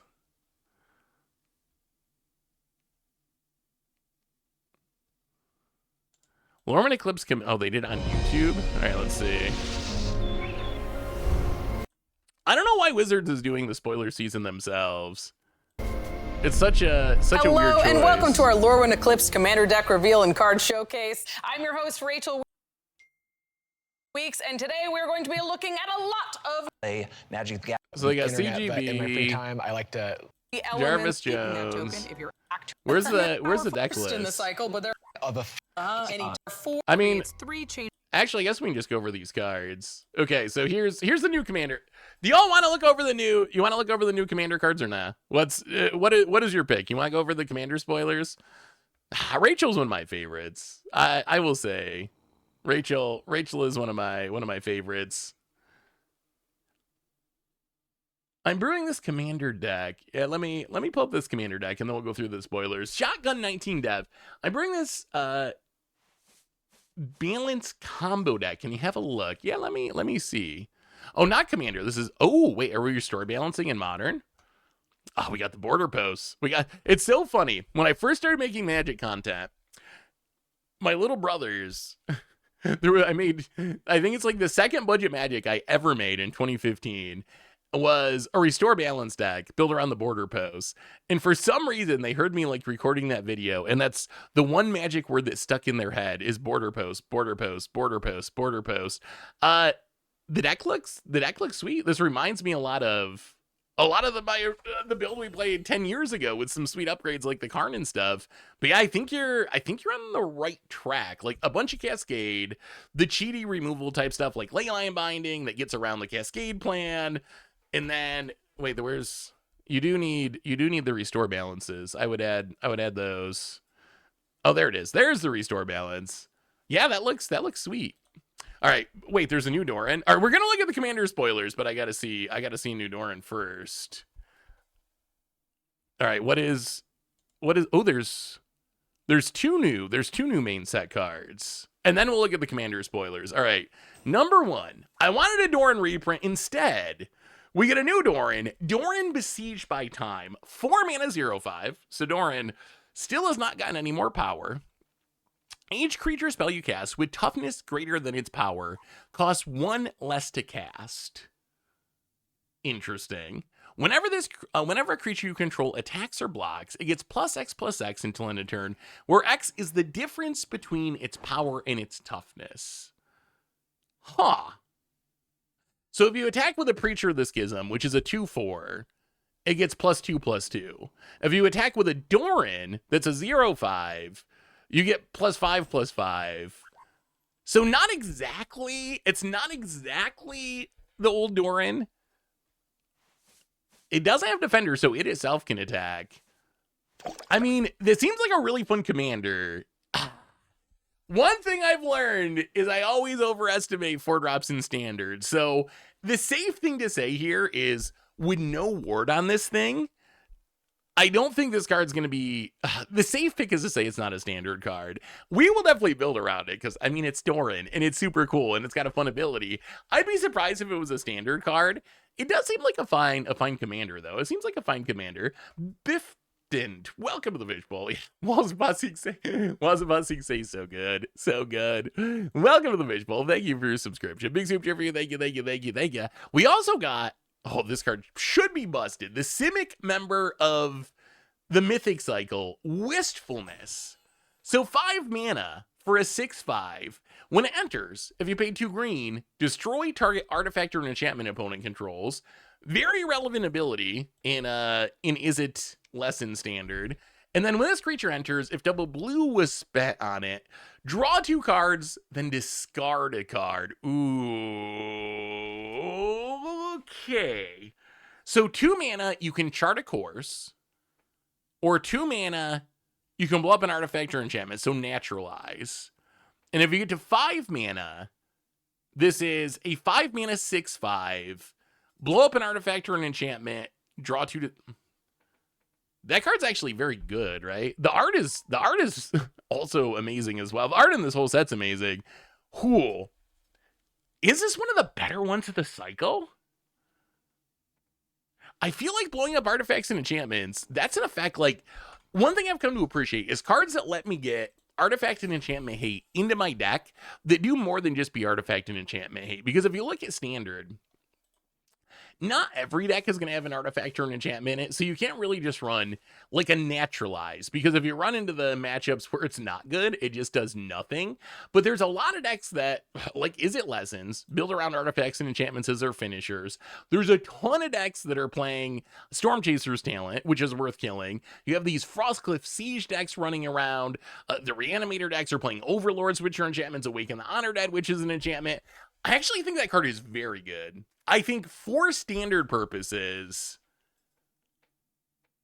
this might be one of the best of the bunch. Like, this whole cycle seems really good, but I think this card is actually very good.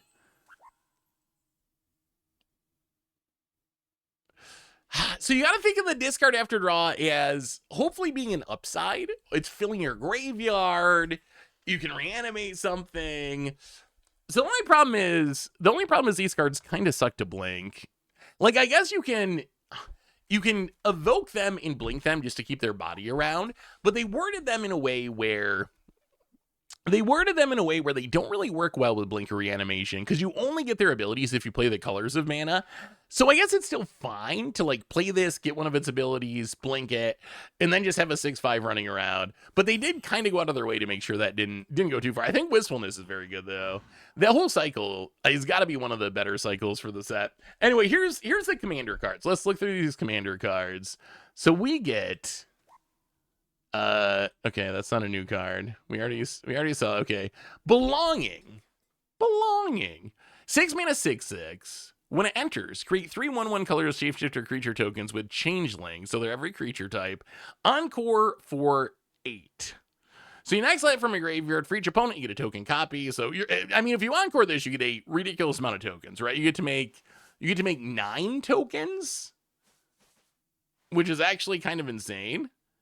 The Encore seems very good. Yeah, the art in this entire set is so good. What deck would you play this in, though? Like, I guess it's an elemental precon, so I guess you play an elemental deck. I don't know. It's cool that they're shapeshifter tokens, so in theory, you're making a whole bunch of whatever creature type that you need. It is 6 mana, though. More excited for the Encore than hardcasting that one.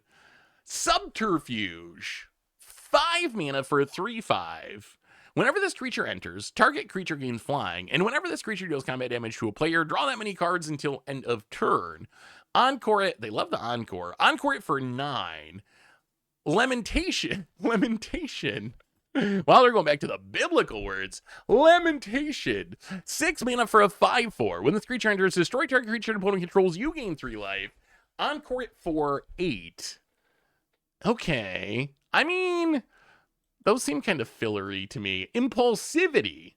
7 mana 7/5. When this creature enters, you may cast target instant or sorcery spell from a graveyard without paying its mana cost. Oh, okay, that one. This one's insane. Impulsivity's insane. Anything that lets you cast a spell from any graveyard, including your own graveyard, without paying its mana cost, is absolutely wild. Like, that is a very breakable effect, being able to cast it from any graveyard. There are very, very few cards.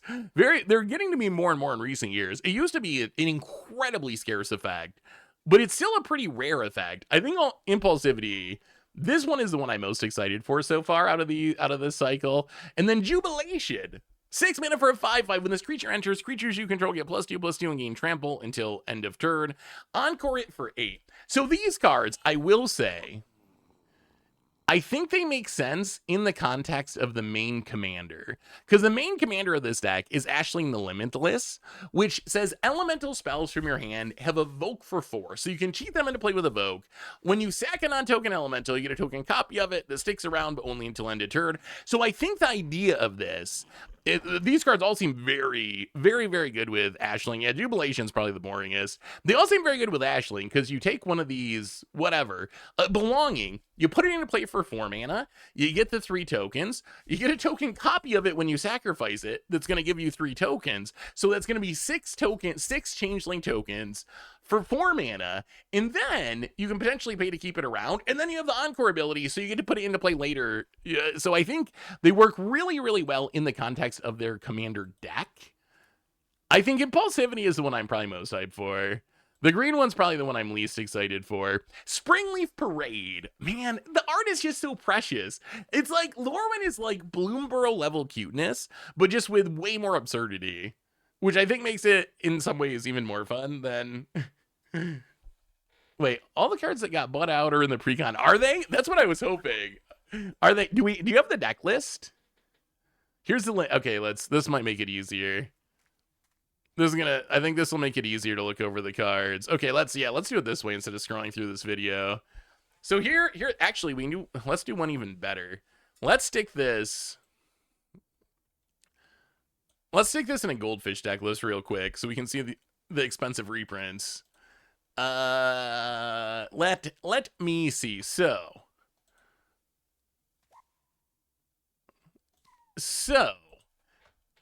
in the elemental deck, Endurance, $8, modern staple. Omnath, I didn't even realize that Omnath was up to $8, but good in Commander. My boy Yarok getting a reprint. Ooh, wow, $26 Cream of the Crop. Okay, that's a hit. Primal Beyond, Timeless Lotus, Kindred Summonings. Okay, there's some decent reprints in there. And where's the second deck? And then we will go over the new card still. Did they reprint? Oh man, it warms my heart to see speculators getting wrecked. It really does. It really does. If you're gonna take the risk and buy stuff out, you deserve to get wrecked sometimes. Yes. $36 Necro Skitter. This card was, I guess it was already like $17. No. Yeah, I guess it was. I guess it was already like, it was like $10. It was like $10 going to spoiler season. Bought out, spiked to 36, gets reprinted, Tree of Perdition, Season Pioneer play, Midnight Banshee, Schimmel. Schimmel's kind of surprising. Yes, Flourishing. Yes. They got both the big uncommons. I mentioned it in the finance update video. I was like, yes, like these cards are going to go up in price if they don't get reprinted, but these are really risky buyouts because they are the exact kind of cards that would show up in the Commander precon. So whoever dumped all their money into buying out Bluffy Infestations, Flourishing Defenses, absolutely wrecked, and that is awesome. I don't see a Scorpion God. Is there a Scorpion God? Oh, there's a Scorpion God too. Yep, Scorpion God's in there too. Yeah, they really did reprint pretty much everything they could have reprinted. All right, let's see the rest of these new cards. So Jubilation, we went through all those. Ooh, they reprinted Fury with new art. I guess it's banned everywhere. Wait, are those all the new cards? Oh, Vernal Sovereign. 6 mana 4/4. When this enters or attacks, create a green and white. Oh, it's a reference to Voice of Resurgence.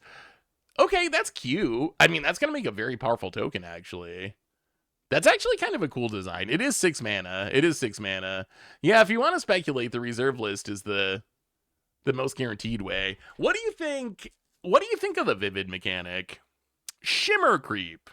5 mana 3/5 menace. When this creature enters, each opponent loses X life, you gain S life, for X is the number of colors among permanents you control. To me, this reads like the worst Gary of all time. Why would you ever play Shimmer Creep when you play Grey Merchant? I think Vivid's just bad. I think Vivid's just like not a very good mechanic. It's just very difficult to get multiple 5 colors of permanents on the battlefield. Vivid, 6 mana, Elemental Spectacle. Create a number of 5/5 red and green elemental creature tokens equal to the number of colors among permanents you control. Then you gain life equal to the number of creatures you control. So in a 5-color deck, if you have 5 colors of permanents, this is 6 mana, make 5 5/5s and gain at least 5 life. The ceiling is high. The ceiling is very high. But the floor is just so low. The floor is just super low. I'm glad they always reprint Return to the Wild Speaker, because that card's very good, and it would probably be pretty expensive if they didn't. What about in the Blight deck? What are the new cards in the Blight deck? Sinister Gnarlback. 3 mana 0/4. At the beginning of your end step, draw a card in Blight 1. Put a -1 counter on a creature you control. Okay, I mean... It's a Phyrexian arena. It's a Phyrexian arena, essentially. It's basically a Phyrexian arena.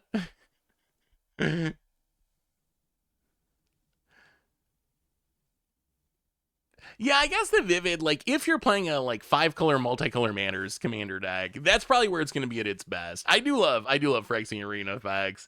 This one does get swept up by board wipes, which is a little awkward. I imagine putting an -1/-1 counter on your own creatures is a negative, but I imagine this is going to try to be a positive, right? Because you're going to have effects that can remove the counters to do cool things. I've been out of it for a bit. Hey, what's up, Swing for Zero? Just want to check back. And on a regular set, what do you think about Voracious Tome Skinner? Ooh, I'm gonna have to look up Voracious. I'm still remembering all the names. We're day 2 of spoiler season. What is Voracious Tome Skinner? Is that the okay, that's what I was thinking. Voracious Tome Skimmer. The crimmiest of crim cards. 3 mana, Aldemir hybrid for a 2/3 flyer. Whenever you cast a spell during an opponent's turn, you can pay a life. If you do, draw a card.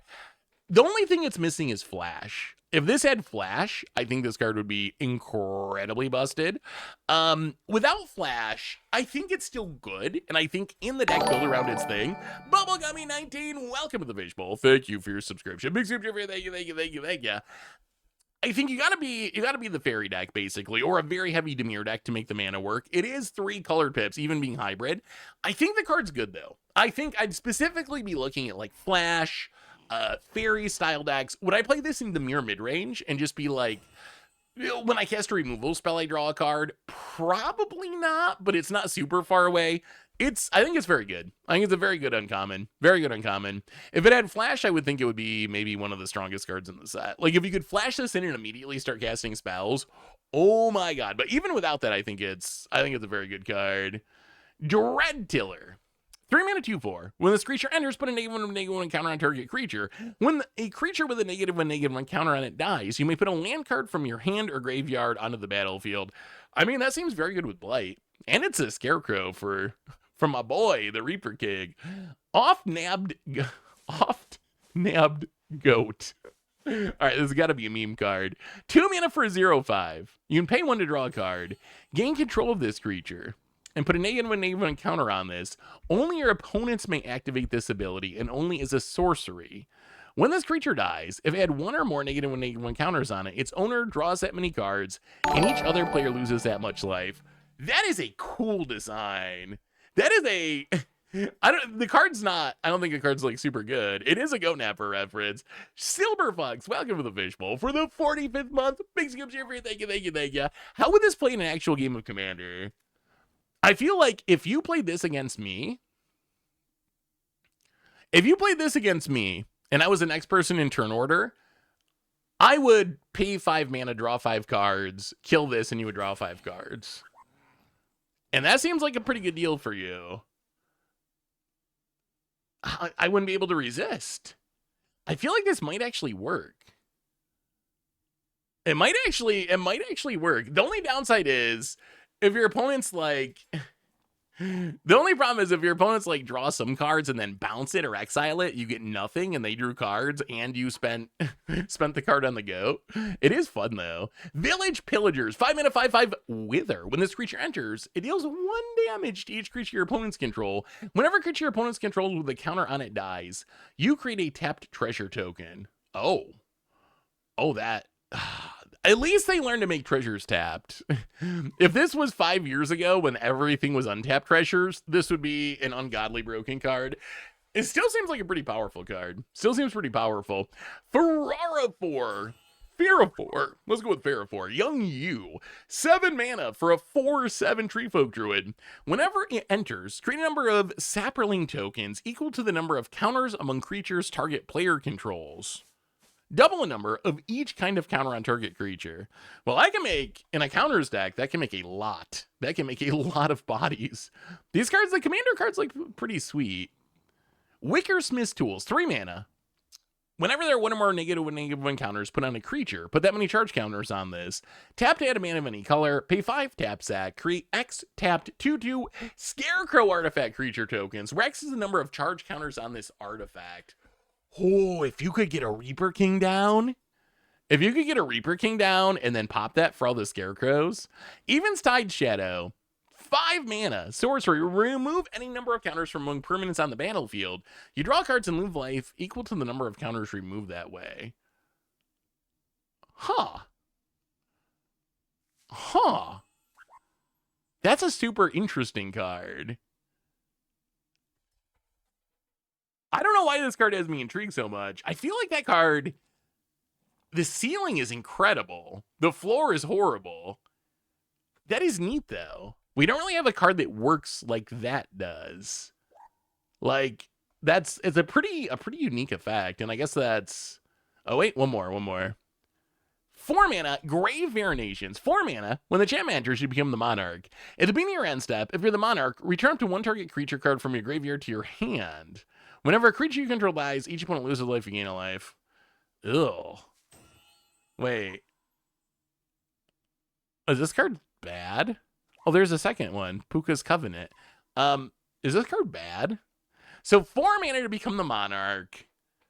Then you get to raise dead on your end step, but only if you're the Monarch. And then you get a Modern Blood Artist that only triggers on your creatures. Wouldn't this be like 2 mana or something? Maybe being the Monarch... Maybe the Monarch is too powerful to make it cheaper, but I feel like the other 2 parts of this card feel like it should be worth like 3 mana or 2 mana to me. Puka's Covenant, 3 mana enchantment. It's a green card. Whenever a creature you control with a counter on it dies, you may return another target permanent card with mana value less than or equal to the number of counters on that creature from your graveyard to your hand. Do this only once each turn. Okay. I don't know if that's good or not. I don't know if that's good or not, honestly.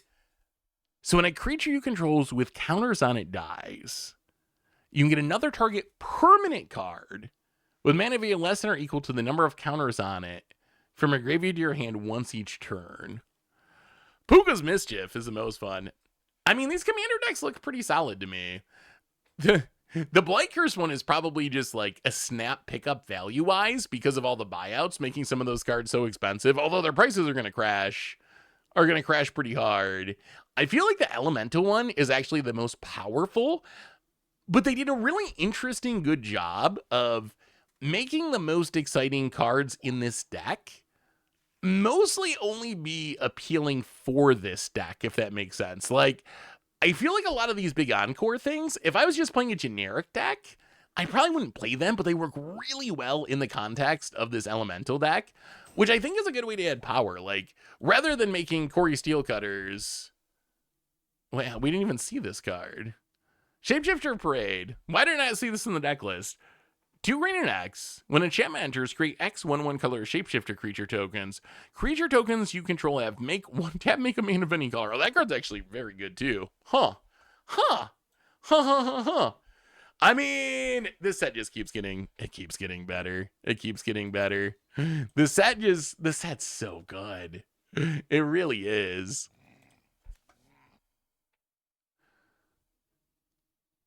I mean, yeah, Commander's a weird format in the sense that it's really about... Here, I'm going to restart. It says we need to restart.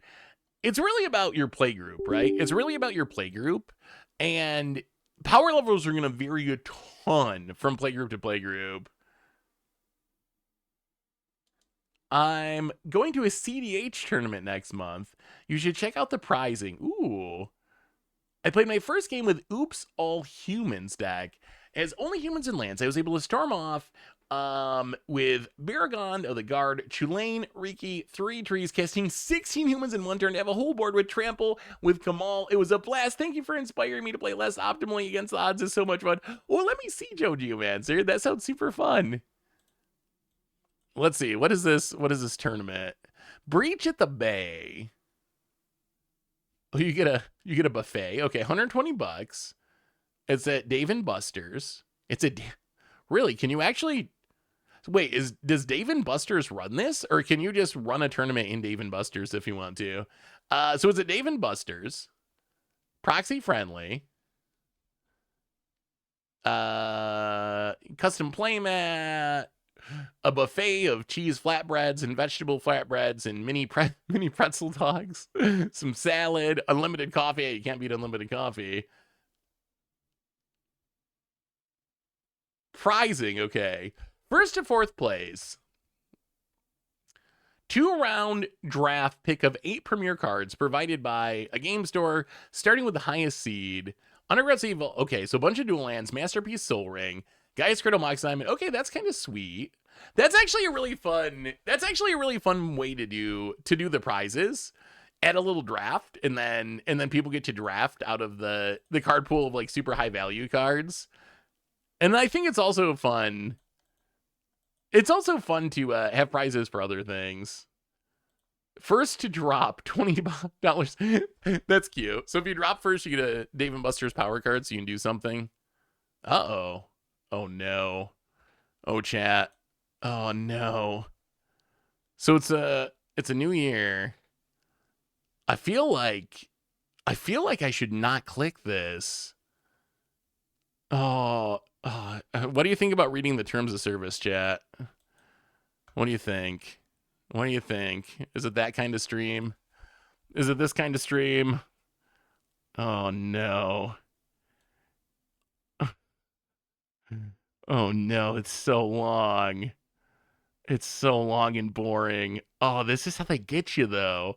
This is how they get you. There's probably a like, if you click yes, you promise never to complain about Universes Beyond again or something in here. Hasbro now owns your soul. If you click yes, Hasbro owns your soul. Oh no. Oh, okay, we're just gonna click. We're just gonna click. Am I gonna regret this? Am I gonna regret this, chat? Probably. Oh, wizards.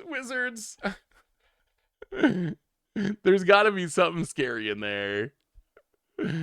Oh. But I want to play Magic. There should be. I don't know why there is not some sort of. Why is there not some sort of. I guess I know the answer is we're just not a functional society. But why is there not some sort of law or regulation or something that makes terms of service readable for the person using the product?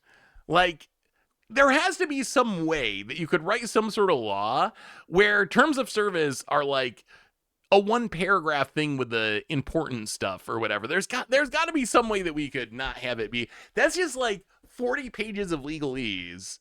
Who in their right, like, who has first off, the time and the desire to read all that? And even if you do, what percentage of people actually have the knowledge to understand everything that the legalese is saying?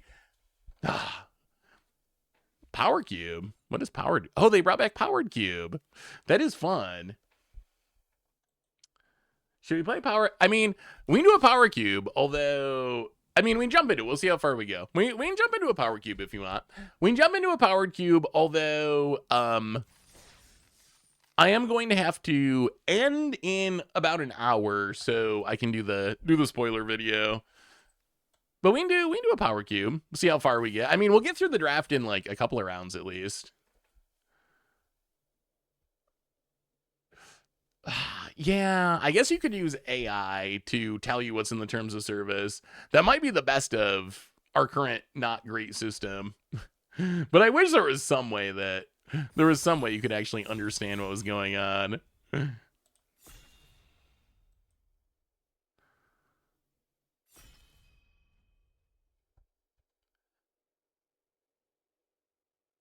Power Cube, I think, is worth it. I think Power Cube is worth it. It's so much fun.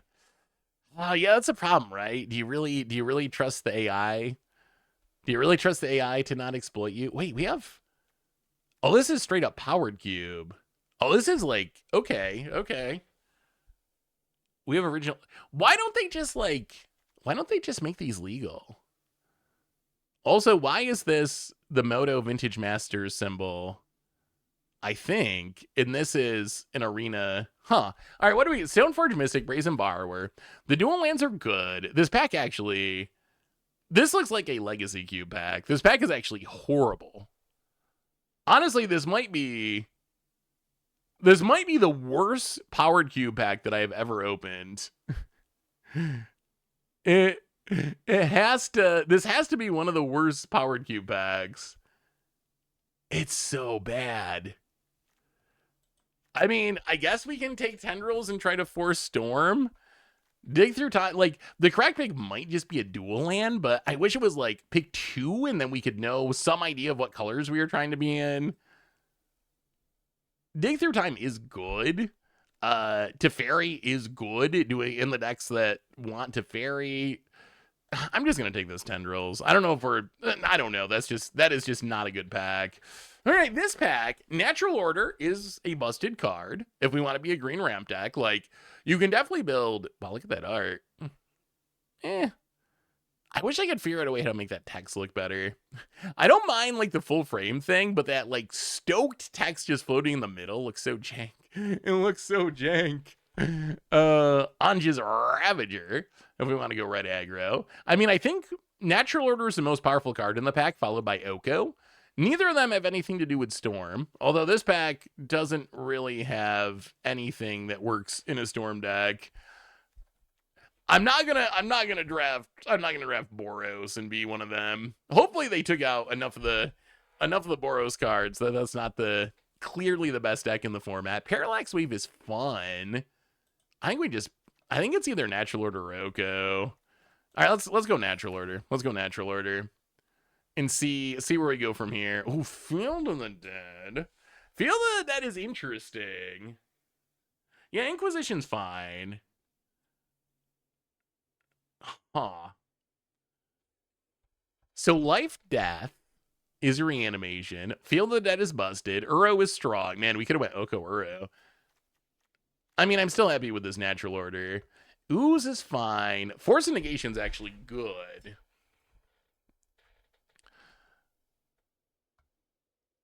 Yeah, I think it's... Uro's also good. I'm leaning towards Force of Negation. Or we just force mono green, but we don't have anything to put in play with Natural Order. I think it's either Force or Field of the Dead. Brainstorm's good too. Yeah, let's say Field of the Dead. I like Field of the Dead. Ooh, oh, we could actually go in on the Field of the Dead plan and take Golos. Golos Field of the Dead, that was banned in Standard. Man, that Uro would have been good in that deck. Comet, I don't even know what this card does. 4 mana, roll a 6-sided die.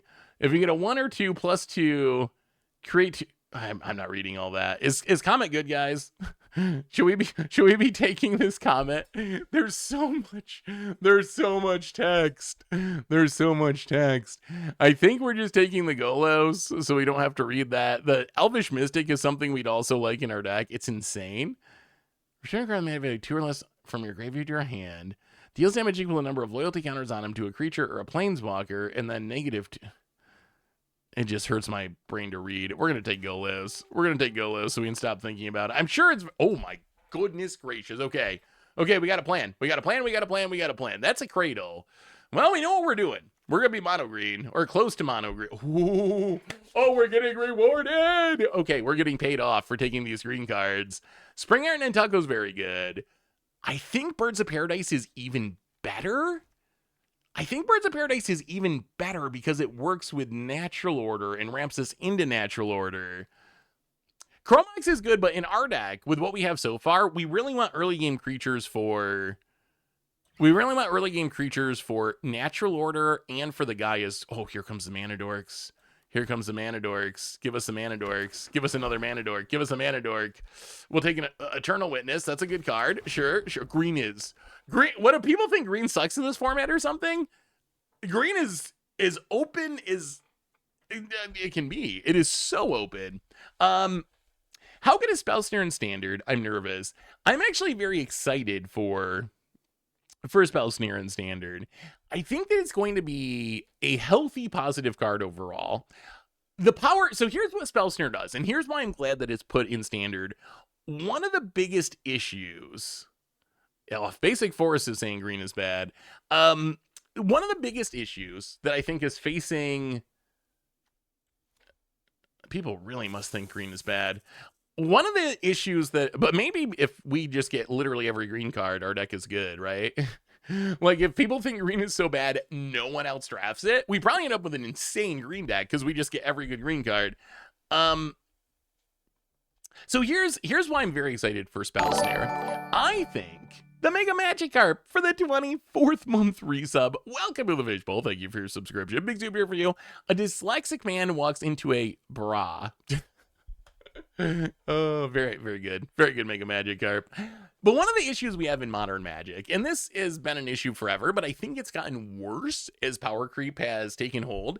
But one of the issues that we have is that being on the play is way better than being on the draw, right? You gain a pretty big amount of percentage points if you get to play first compared to your opponent. Because if you think about it, the downside for playing, the benefit you get for playing last is what? You get literally an extra card. You get one extra card. That is not a very big upside.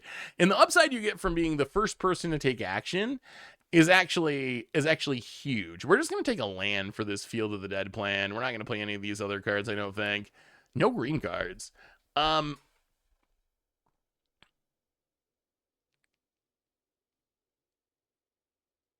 So the thing that Spell Snare does, if you think about how it plays and what makes it powerful, is it is a way, if you are on the draw, you can counter your opponent's 2-drop while they are on the play. And that's what makes the card good. That's what makes the card good. And that's why I think it's actually a positive, because it's a card that greatly benefits the player on the draw compared to the player on the play. It's still like okay. Ooh. Azeka's Chariot or Scavenging Ooze. Huh. Man, green, just like every single green card is flying around in this draft. No one is taking green cards. I guess we'll take Chariot.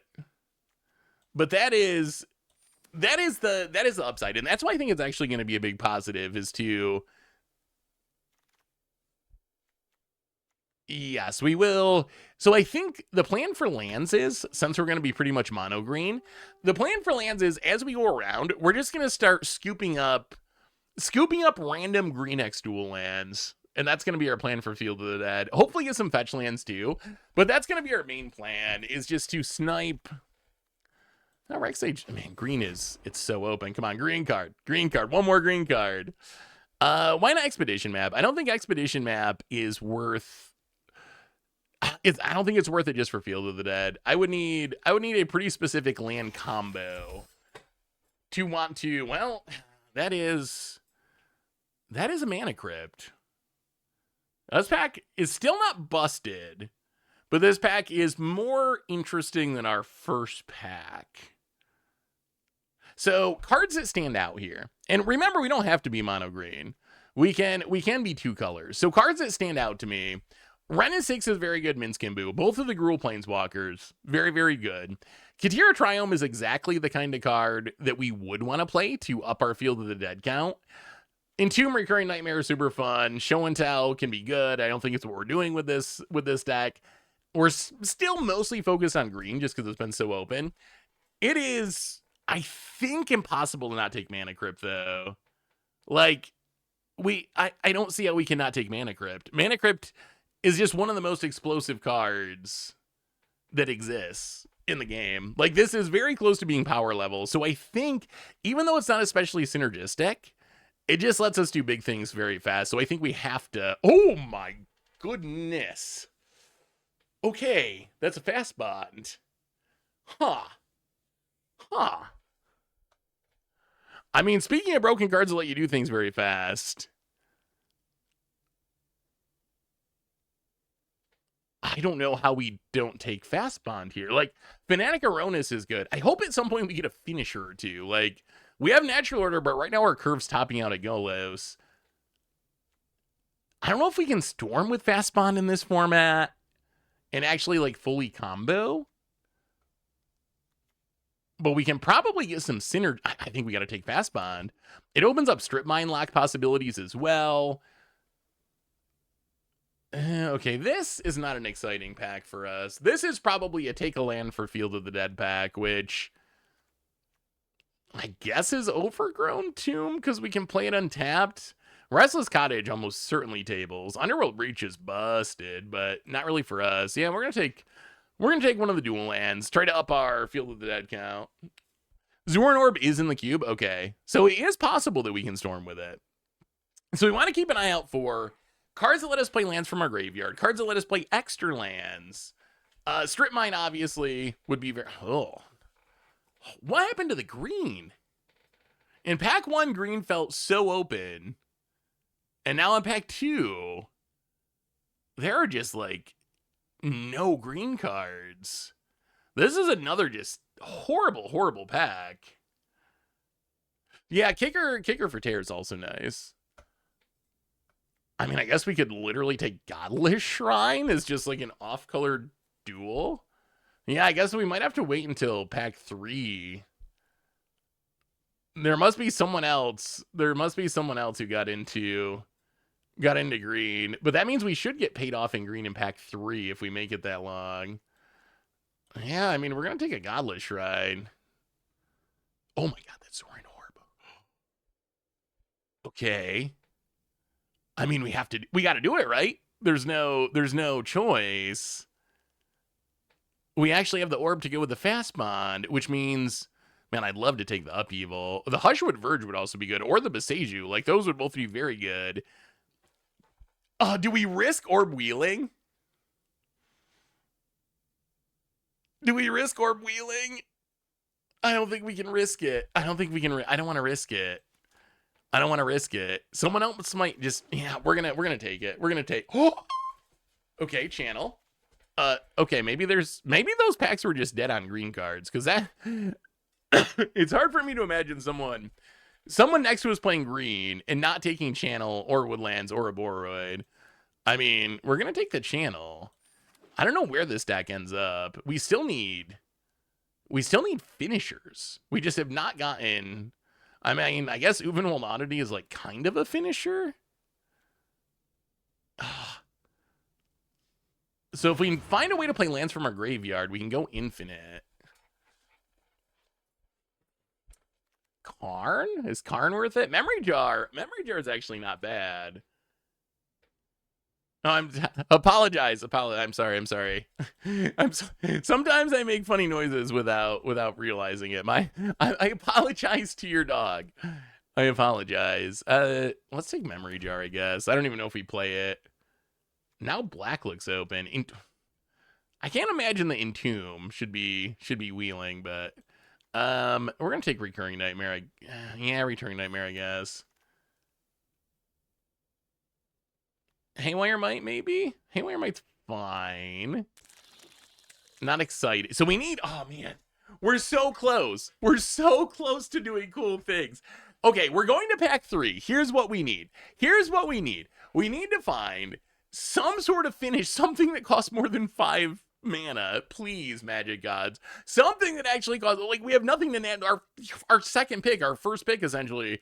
It was Natural Order. We have all the support for it. We just do not have anything to cheat to play with it.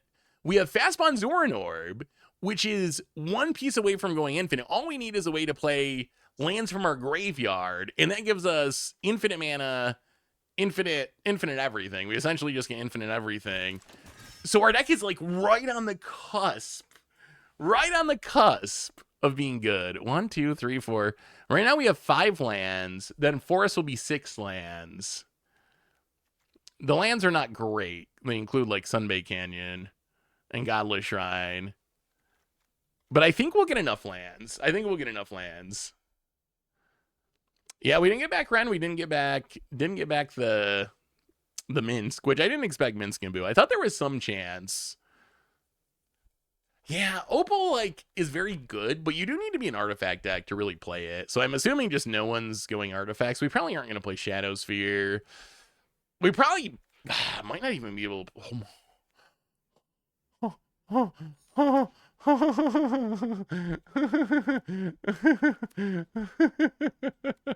Okay. I was not expecting the Upheaval to come back around. That makes me feel a little bit better. I mean, I don't know how we're going to cast it. I guess we can get to some blue lands. But, yeah, Upheaval is kind of ridiculous. This pack, we have a piece of power. Mox Ruby, a literal piece of power. We have a big green thing. Okay, from Avatar Jumpstart. Avatar Kyoshi, 8 mana, 6/6. Hexproof during your turn. At the beginning of combat in your turn, Earthbend 8 to land and untap it. World Spine Worm is actually a pretty good finisher. Is there any... What are the chances this wheels? What are the chances that this wheels? Is World Spine Worm going to come back around? It's hard not to take a Mox. I hate passing a Mox. You know what? I think we... this feels bad, but I think we have to take World Spine Worm. Oh. Oh. Okay.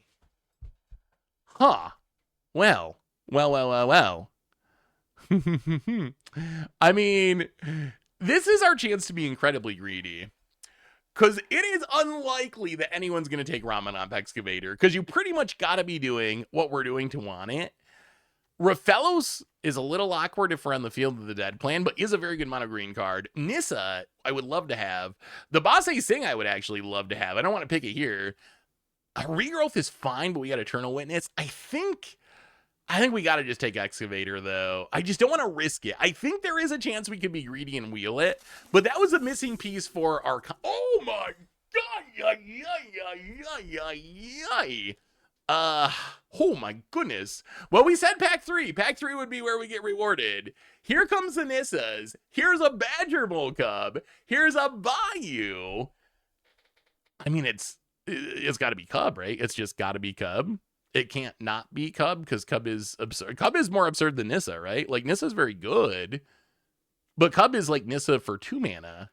And we have a bunch of mana door. We have to take Cub. There's no... I mean, I'd love the Nissa. I'd play the Keen-Eyed Curator. The Bayou would be great, but we have to take the Cub. So now we need a way to win the game by going infinite. Are we going to play this Upheaval? Maybe. We might just be taking a land here. Like, Explorer's fine, but we got a ton of mana dorks. We probably should take either the Proving Ground or the Hedge Maze. I think we just take the Hedge Maze. I mean, the Time Spiral would be fine too, but we do want to make sure we can turn on... Sheldock Isle's actually very good. We do want to make sure we can turn on our Field of the Dead eventually. No green cards except Seismic Sense for some reason, which not even sure why that one's in the cube. I guess we take Sheldock.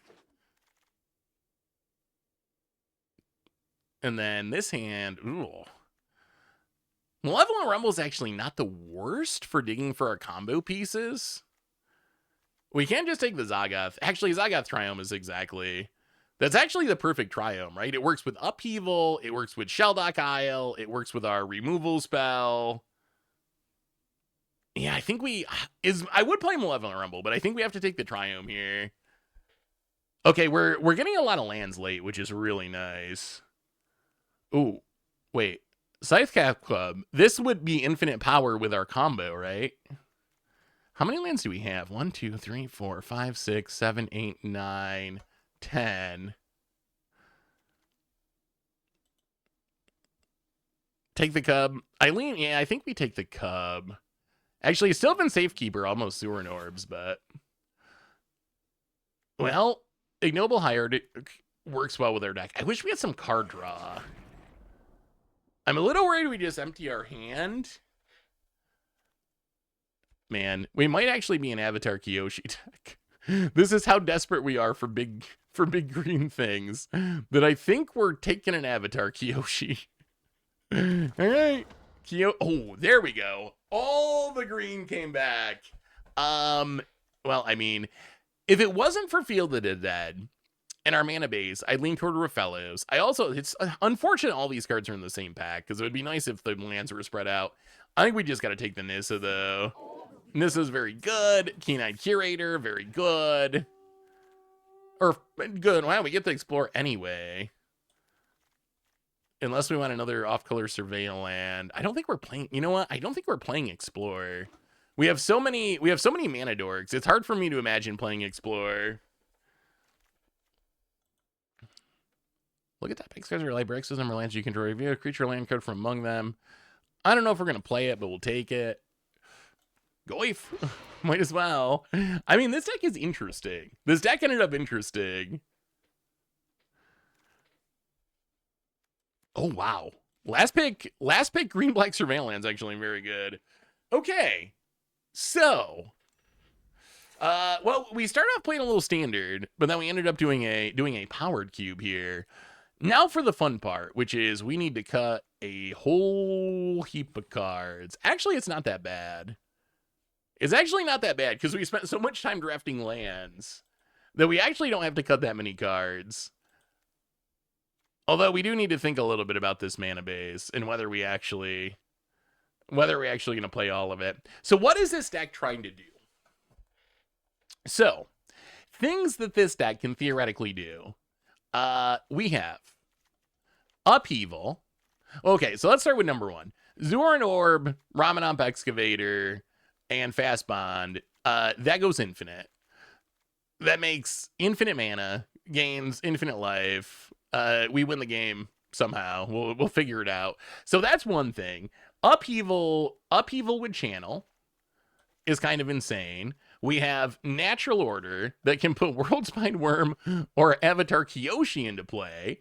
That's pretty good. We want all of our Badgermole Cub fast mana stuff. So Badgermole Cub, Birds of Paradise, Ignoble Hierarch, the noblest of hierarchs. Eternal Witness is going to stick. Tireless Tracker probably has to stick. That also is part of the synergy package with our infinite land drop plan. So we probably need to keep it because of that. Golos finds our lands. Nis is another finisher, although a little bit awkward with the Field of the Dead. I wonder if Field of the Dead's not actually worth it. Do you think Field of the Dead's actually worth it? I almost wonder if the Field of the Dead plan is making this deck worse. Like, maybe it would be better if we just played more forests. How many green sources do we have? 4, 5, 6, 7, 8, 9, 10 in essentially a mono green deck. Ah, yeah, Cradle. That is true. So I'm pretty set on keeping all this stuff. So our cuts are going to be coming from these piles, and then we'll tune up the mana base. So, Mana Crypt is not especially synergistic. So Lotus Cobra, I think, makes the cut. Well, Lotus Cobra is really only going to be good if we go infinite. And if we go infinite, we already have infinite mana, so we don't need Lotus Cobra. So I could see cutting Lotus Cobra. Scythe Cat Club, I think, is another finisher, so I think we do keep that. Terra Sunder, I think we keep out of necessity because we're so light on removal. And we do have black mana. Is Seismic Schemes like a card we care about? I think we cut the Seismic Schemes. The Mana Crypt is just busted, so it's probably got to stay. I could see cutting Lotus Cobra. Yeah, Oddity is kind of mid. Like, we are going to make an insane amount of mana, so being able to flip it is realistic, but that is true. Field of the Dead is good if we actually have the full combo. What do we think of Memory Jar? I guess that's our card draw. So I think we're down to these cards. Keen-Eyed Curator. Oh, Oddity is a win. You are right. Actually, Oddity isn't that bad. All right, let's put Oddity back in for now. Maybe we got a Zika's Chariot? Like, do we like Oddity better than a Zika's Chariot? Also, we already have, let's see. So we have Reclamation Sage and Haywire Might. We probably don't need both of those. So maybe we go down the Haywire Might. We keep the Rec Sage. We go down. So I think it's this. We got one from each pile, basically. So, chat, give me your vote. Lotus Cobra or Keen-Eyed Curator? Which one goes? I don't know how graveyard heavy Powered Cube is. But I feel like Lotus Cobra is just not that necessary. We don't have fetch lands. Keep Keen-Eyed. All right, that's what I'm leaning towards too. So we'll get rid of Cobra. We'll keep Keen-Eyed. And then the second one, Azeka's Chariot or Uvenwald Oddity.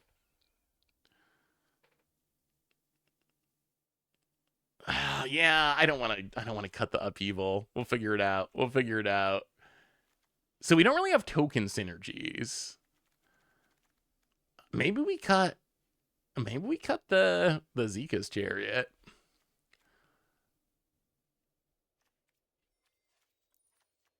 Our curve seems fine. I mean, we do have the Nissa. I guess the Nissa token is good. World Spine Worm, hopefully we're not seeing tokens there.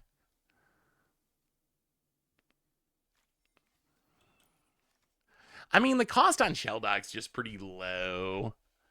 Like, it's a land, and we need differently named lands for Field of the Dead anyway, so it's more just like, the cost is not very high, so even if it doesn't turn on very quickly.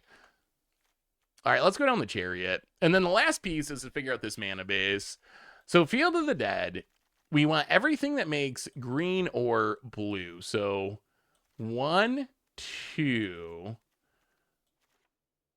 3, 4, 5, 6. Black does help with the kicker. 7, 8, 9, Forest. So these three would be in question. We probably don't play the Elegant Parlor. We probably 1, 2, 3, 4, 5, 6, 7, 8, 9, 10, 11. I mean, we can cut both of those, right? We can cut both of those and still have enough lands to do the thing. I don't know about 3 islands. That seems like some arena mana base building. 2 and 6, so 2 means we can cast Upheaval off of our basics. I think that's it. I think that's the deck. I mean, all right, chat. What do you think? Moss Knight. Really? Moss Knight in the main, eh? Yeah, I don't know how relevant Keen-Eyed Curator is. You'd go 1 island? I mean, I guess we don't have any fetches.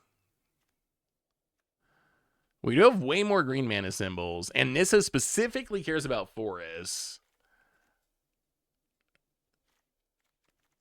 I do want to keep the Upheaval, though. 1, 2...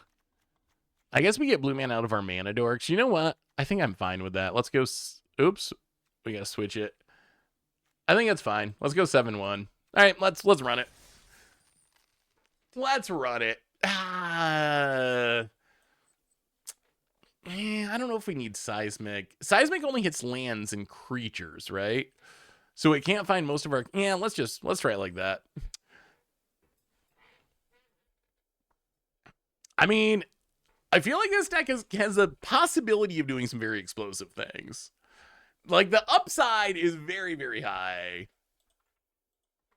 Whether or not those things come together, that is a whole nother question. Wait, do we have a bunch more? Do we have a bunch more spoilers? The spoiler season is so weird. Just the way they're doing it. Hey, I don't know if you saw the the short where I was talking about stuff that I thought could be reprinted, but Crib Swap, that was one of the ones on the list. I mean, that was kind of an obvious choice for shapeshifter focused or Kindred reprints. Flame Braider returning. 2 mana of any combination of colors, spend it only to cast elementals or activate the abilities of elementals. I mean, that is some fast ramp if you're ramping into an elemental. A double mana dork onto you. This hand has all of our expensive stuff. I don't think we can keep this. I think we have to mulligan. Well, all right. This is, I guess, arguably somewhat better, but not great. Yeah, okay. Where's all of our mana dorks? Where are all of our mana dorks? Well, Island go. Opponent. Collective Inferno. 5 mana, Convoke. When enters, choose a creature type. Double all the damage that sources you control the chosen type would deal. That being on Convoke is kind of wild. Oh. Well, now I wish we had kept the Nissa. If I had known we were going to draw the Mana Crypt, I would have kept the Nissa. Well, let's play Keen-Eyed Curator. Opponent, gonna run out a Fairy Mastermind, certainly. Well, there's not even any reason to run out the Mana Crypt until we're gonna use it at this point. Collective Inferno, actually, the fact that you can invoke it is so good. You pretty much need to be a tribal deck, but still. Opponent, Nettle Assist. And gonna get in and hit us. Oh, Mishra's Workshop, eh? Well, we draw a card. It's a channel that doesn't do anything yet. Well, play a land, go to combat. Get in, hit ya. Also, we have drawn every forest. We're just drawing all basic forests. I don't think we Mana Crypt. I guess if we Mana Crypt, we can Mana Crypt Ramanop Excavator. Yeah, we have Channel in hand. Let's just pass. Let's just pass and we can tear asunder. Booster Tutor. Okay. Sure. So opponent, I think the way this works on here, you open a sealed magic pack. I believe it's a cube pack. So I believe you open a cube pack and then you get to choose any card out of that pack and put it in your hand, which I think has got to be pretty busted. Like, I guess it's a little high risk depending on your... They got Mana Confluence, though. So I think that actually is kind of very strong. Kind of, sort of, pretty good. Portal to... Okay. Portal to Phyrexia. I don't know how our opponents... I guess they're just going to try to ramp into it. Talisman of Indulgence. And opponent. Gonna go attacking. I mean, I think we just get rid of the Mana Rock. This also means they don't get to activate the Mastermind end step. And it keeps them away from the portal. Washi Tong Librarian. Ay. Okay. Yeah. Opponent draws a card. Well, we could really use something other than what we're drawing. Come on, deck. Come on, deck. Now, Tireless Tracker is a little bit better. Not a lot. Play the land. Get a clue. Play the Mana Crypt. And... yeah, I mean, I guess we just pass and crack the clue. We are going to get in and hit ya. I mean, we also have to kind of kill our opponent because this portal coming down would end up beating us. Yeah, it's hard for... yeah, I mean, Booster Tutor is such a cool design. A little bit weird that... I don't know what our opponent... I don't know what our opponent's deck really is. I guess it's like an artifact. How do they even cast the Booster Tutor off their Mana Confluence? All right, so opponent just got a whole bunch of Mana Rocks. Opponent, combat, opponent.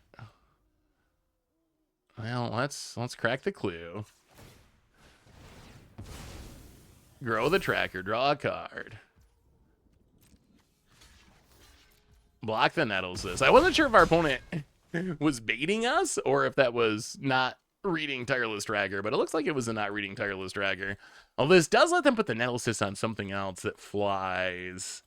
And we're down to 10. We need to draw something pretty soon. Yeah, we're gonna eat the graveyard. We also have this Mana Crypt going. Sadly, everything's an instant, but we'll need a Booster Tutor. Come on, deck. Come on, deck. Come on. That's unfortunate. We might be dead. Oh, and a forest. Okay.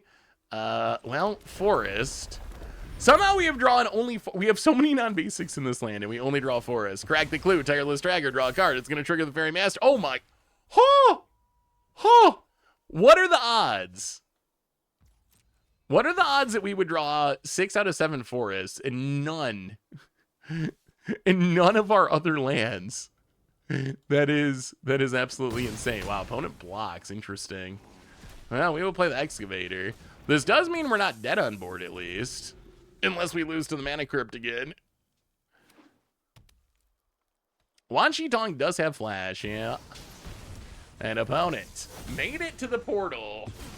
You know what we need? You know what we need? We need Uvenwald Oddity. Uvenwald Oddity wins us this game. Uvenwald Oddity off the top. Uvenwald Oddity. Oh my god, we ran so poorly. So poorly. My goodness. Wow. That was, I mean, we were on the mulligan. And then man, that was so awkward. So awkward.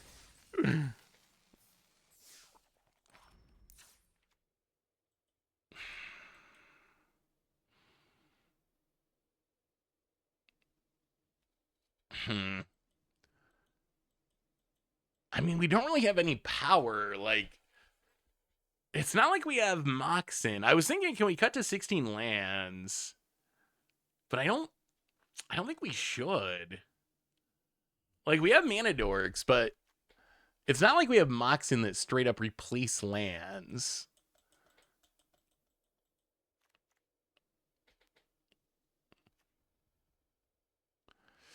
Yeah, Crypt doesn't really cast most things, though. It doesn't make any colored mana. And it's not like we have anything super good to replace it with. I guess it would be like Azeka's Chariot, probably. Lotus Cobra with no fetch lands. You know what? Let's just run it back. You really hate Channel, don't you? Well, let's see if we can prove you wrong on Channel. Let's see if we can actually pop off with it. I do agree that this isn't the most optimal Channel deck, but I think Channel is still just like one of the strongest cards in the deck. Man, we have no luck. We have no luck. We have now we got a mulligan because we have a Cradle Hand as our only green source. Yeah, we can't keep this, right? This is another mulligan. All right, this one actually has Are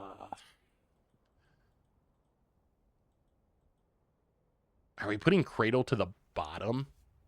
Is that where we're at?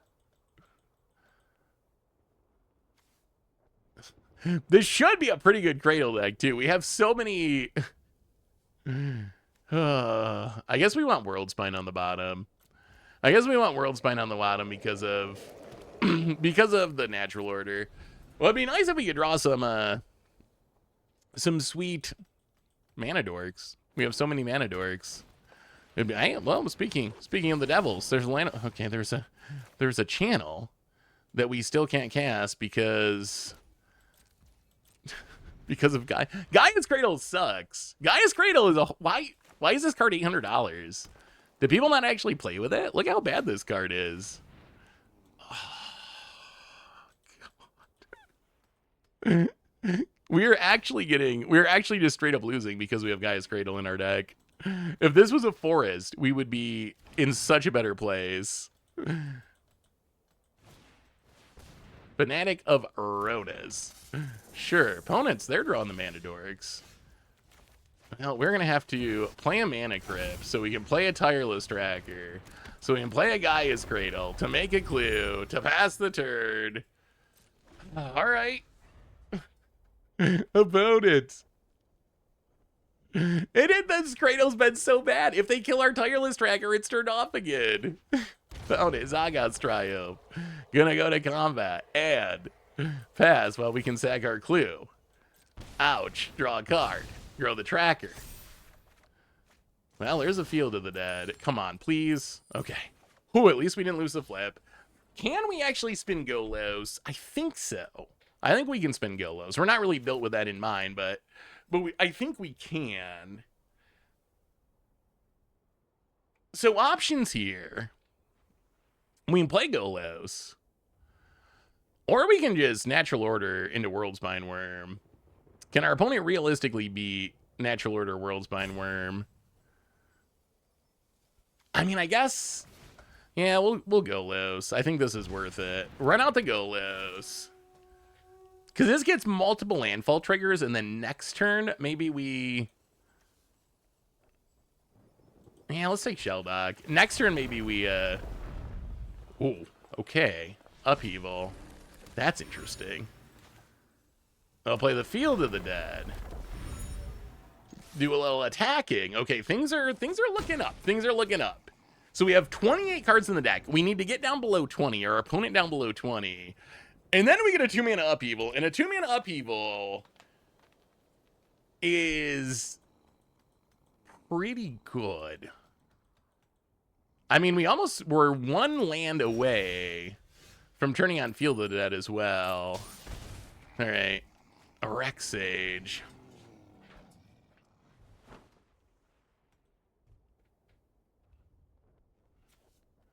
Well, let's sack a clue, draw a card.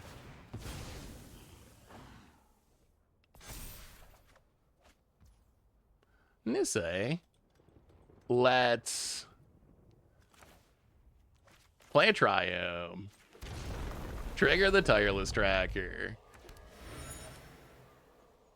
And yeah, I think we do it. Natural Order. Sack the Tireless. You got to counter. You got to counter opponent. They knew it was in hand, so if they have an ant... Ooh, okay. They do not. So we take Badger Mole Cub? I mean, it's probably just World Spine, right? Yeah. I mean, I guess Kiyoshi lets us swing with 8/8s. Yeah, I mean, we're just gonna take World Spine. If you can beat World Spine Worm, then good on you. But like, how do you actually beat a World Spine? I guess bouncing it is the most likely, but they can't really just kill it, or they still die to the tokens, and it powers up. The... All right, Endurance, sure. It powers up the Cradle even more. The Cradle's finally paying off. It was a rough start. It was a rough start for Cradle, but it's getting there. Opponent. Endurances. Shuffle some stuff back in. I mean, this Upheaval is also coming. We could have just went all in on cracking clues to get to the Upheaval. That would have been another possibility.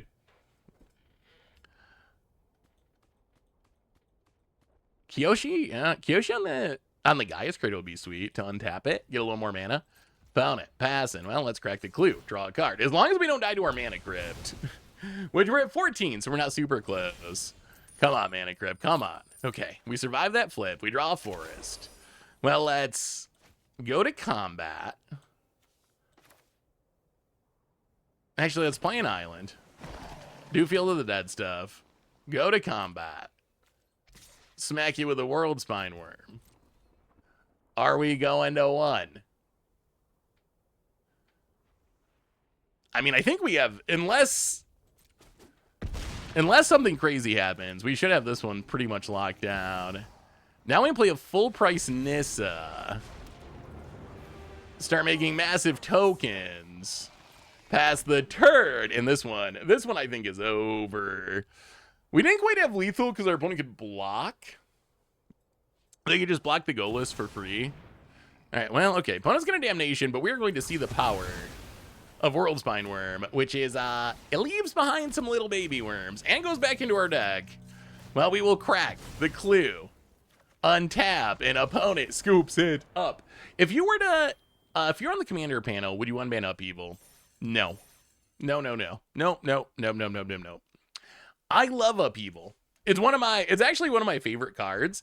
And I think that Upheaval is what I think of as a landmark card in Magic. When your Magic brain gets how Upheaval works, that is one of those steps towards leveling up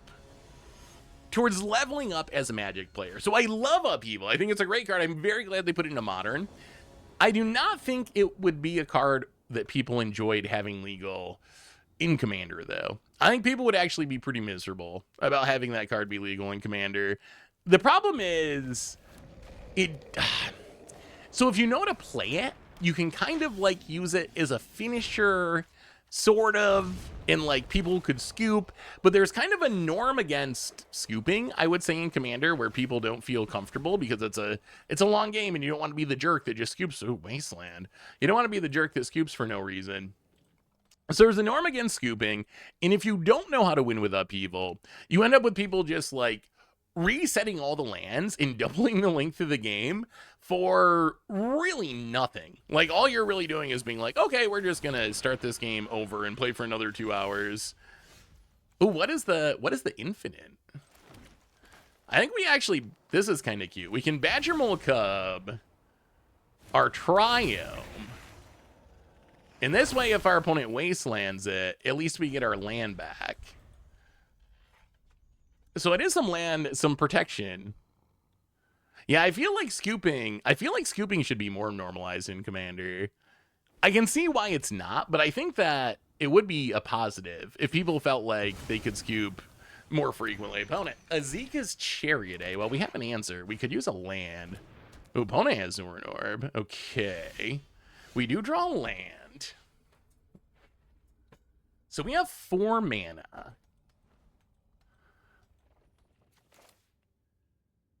Well, let's play the island. And then I guess we just Rexage. I think we just play the Rexage, blow up the... I think the Chariot. Opponent. Yeah, I'm happy that they... I feel like, honestly, lost in all the angst and the anger over like Universes Beyond and price increases and stuff. I think one thing that's kind of been missing is for in-universe cards in specific. I don't think this really applies to Universes Beyond cards because we still don't really know how and when or even if they're going to reprint Universes Beyond cards for the most part. But I do think that they've done a pretty good job of reprinting in-universe cards over the last couple of years. And I think that maybe Fury and Endurance were in the Elemental deck. I think maybe Wizards has not gotten as much credit as maybe they deserve even for doing a pretty good job, especially in a world where master sets don't exist anymore. There's no more just like, we're just going to reprint all the good stuff sets. I think they've actually done a surprisingly good job of keeping the reprints flowing.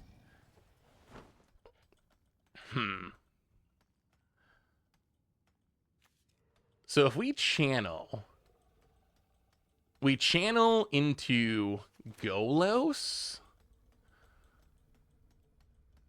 to get a land.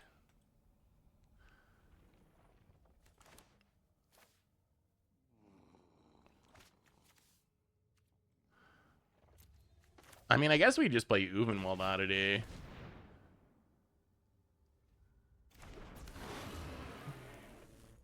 Hit ya. Yeah, I think we stay aggro. Get in, hit ya. Throwing it down to 14. Gonna crack the map. Do we have a fetch land to get for Excavator? We do not have fetches. The main upside to Excavator is it's part of a... opponent also has a Cradle. Well, let's see how this goes. This is in the deck just a combo with Fast Spawn and Zoran Orb, which actually seems to be kind of like what our opponent's trying to do too. Similar at least. A little worried about the Shifting Woodlands. So I'm going to Shifting Woodlands, get a Titanium till end of turn. And then sack all of their lands to make 5/3s and hope that that's enough. All right. Sure. Here comes the 5/3s. I mean, this might actually be enough. I imagine they... Wow.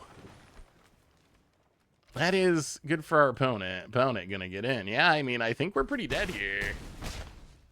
It's always frustrating when you also have those cards in your deck and just don't draw them. Yeah, I mean, we can't stop the 5/3s. Would you think of a Commander format that's standard cards plus anything from precons, new and reprinted? Does that sound appealing? Does that sound appealing to you, CB? I mean, my thinking is with new formats, if it's something that appeals to you for some reason, I think you should go for it. And if enough people agree with you, you can end up with a real format like we've seen with actual Commander or with pre-modern, various other formats. For me, standard with, so only standard legal cards with pre-con cards actually doesn't sound all that fun or interesting. I think there would be two things that I would say. So one is, I like that Commander is not standard, and one of the reasons I enjoy the format is it's different than standard, and making it very standardy, I think might make it less fun for me. So I don't really like that. I didn't like Brawl, which when it was only standard, I thought that was a horrible format. Maybe having the pre-con cards would make it not feel like standard, but I think the challenge of having the pre-con cards is then the pre-con cards would also make things confusing, where it's just like you wouldn't know very easily what was legal, what wasn't legal. If it was reprinted a pre-con, does that count even if it wasn't originally in a pre-con? So I think there's some challenges, but yeah, I mean, maybe not my format, but if it's something you enjoy, I think it's worth trying out in general. Lord Sarix and the Mike Arnold, welcome to the Fishbowl. Thank you so much for your subscription. Big super cheer for you. Thank you. Well, opponent's trying to play the control game. I guess we're just going to Eternal Witness back this Badger Mole Cub. Another blue source would be nice, and then we might actually be able to upheaval. Opponent, Island. Him to Turok. Wow. Hit both of the lands in hand. I mean, that is one of the brutal parts about Him to Turok, is sometimes it does that. Well, we are going to play a Badger Mole Cub. Turn on the Islet. Play a Triome. Hit you. I mean, we might do some upheavaling here. How much mana do we have? 1, 2, 3, 4, 5, 6. Not as much as we... Oh, opponent, really? Oh, opponent. All right, well, let's see if our opponent understands how upheaval works. Yes, they take upheaval. Brutal. Ooh, but that is a Ramanop Excavator, which is pretty good here. So we can play the Excavator to get back the Cradle, to play the Memory Jar, and then pass the turn. All right, opponent. All right, opponent. We are coming for you. Hey, was that you? Good game, Lord Sarix. Your deck looks sweet. Manival. Okay, little late. Little late is good. Manival on turn 1 and a Chrome Host Seed Shark. Sure. Opponent. I mean, we're gonna try to have a turn here. This might be our chance to go infinite finally. Do we want to spend our land drop? We're gonna go for it. We're gonna go for it. We're gonna Memory Jar and see what happens. Memory Jar. 7 cards for the turn. Let's see what happens. Okay, there's a Zoran Orb in the Field of the Dead. So Birds of Paradise is free. So we get to play the Birds of Paradise. We can play the Zoran Orb.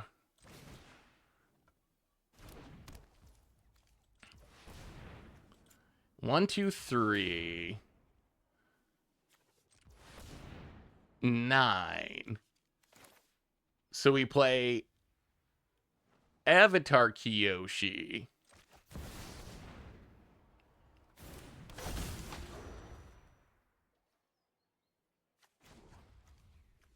And then Tireless Tracker. And then we go to combat. We Earthbend the Crade. We Earthbend the Cradle. Untap it. Do we even attack? Yeah, I mean, I guess we attack. Let's get in. Actually, no. If we don't attack, we can cast this Tear Asunder on something. So actually, let's not attack. Then we can play the Field of the Dead. Get a clue token. I think this makes the most sense. Make a bunch of mana, Tear Asunder. Actually, I guess we crack the clue first. Just in case. Maybe we draw something even better we can cast. So draw a card. Oh, okay. Scythecat Club. I mean, that's not horrible. That is something we can cast. And then Tear Asunder. Get rid of the Mana Vault. And that's what we got, opponent. I mean, we made pretty good use, I would say, of that memory jar. We essentially got to play every single card that we memory jarred.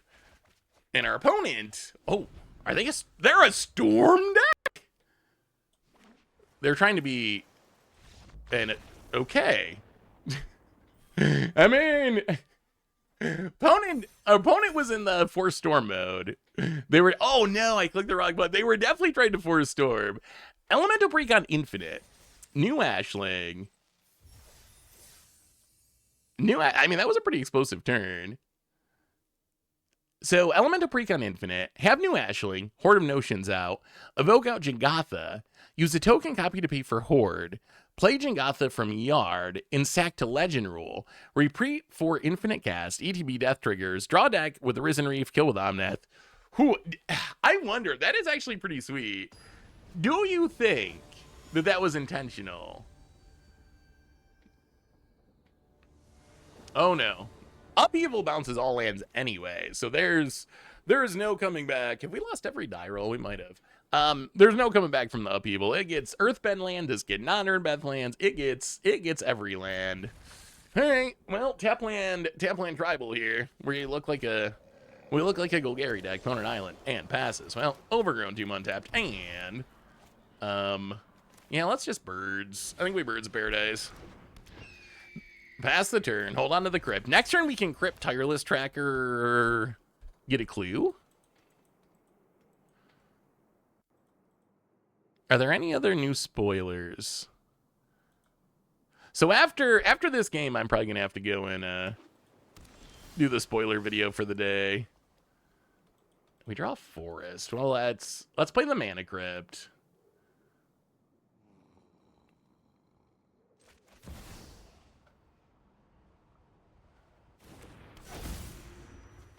Play Tireless Tracker. Oh, they're going to counter it? We actually kind of wanted this one to resolve. We actually kind of wanted the Tireless Tracker. Opponent going to No More Lies it. All right, well. We will keep Golos. Play the Ignoble Hierarch. Pass the turn. Oh, opponent. Untaps and passing. And Mana Crypt doing Mana Crypt things. Hell, I mean, play the land, and yeah, we're gonna round the Golos. And definitely gonna snake Field of the Dead here. Aang's Iceberg, sure. We have lots of answers for Aang's Iceberg. That's actually not that great. Not that great for us. Or not that bad for us. So we'll take the Field of the Dead, and I don't even know if we want to run out the Curator yet. Let's get in with the Hierarch chip. Down to 19. Oh, opponent. So what is your overall hype level for Lorwyn Eclipsed now?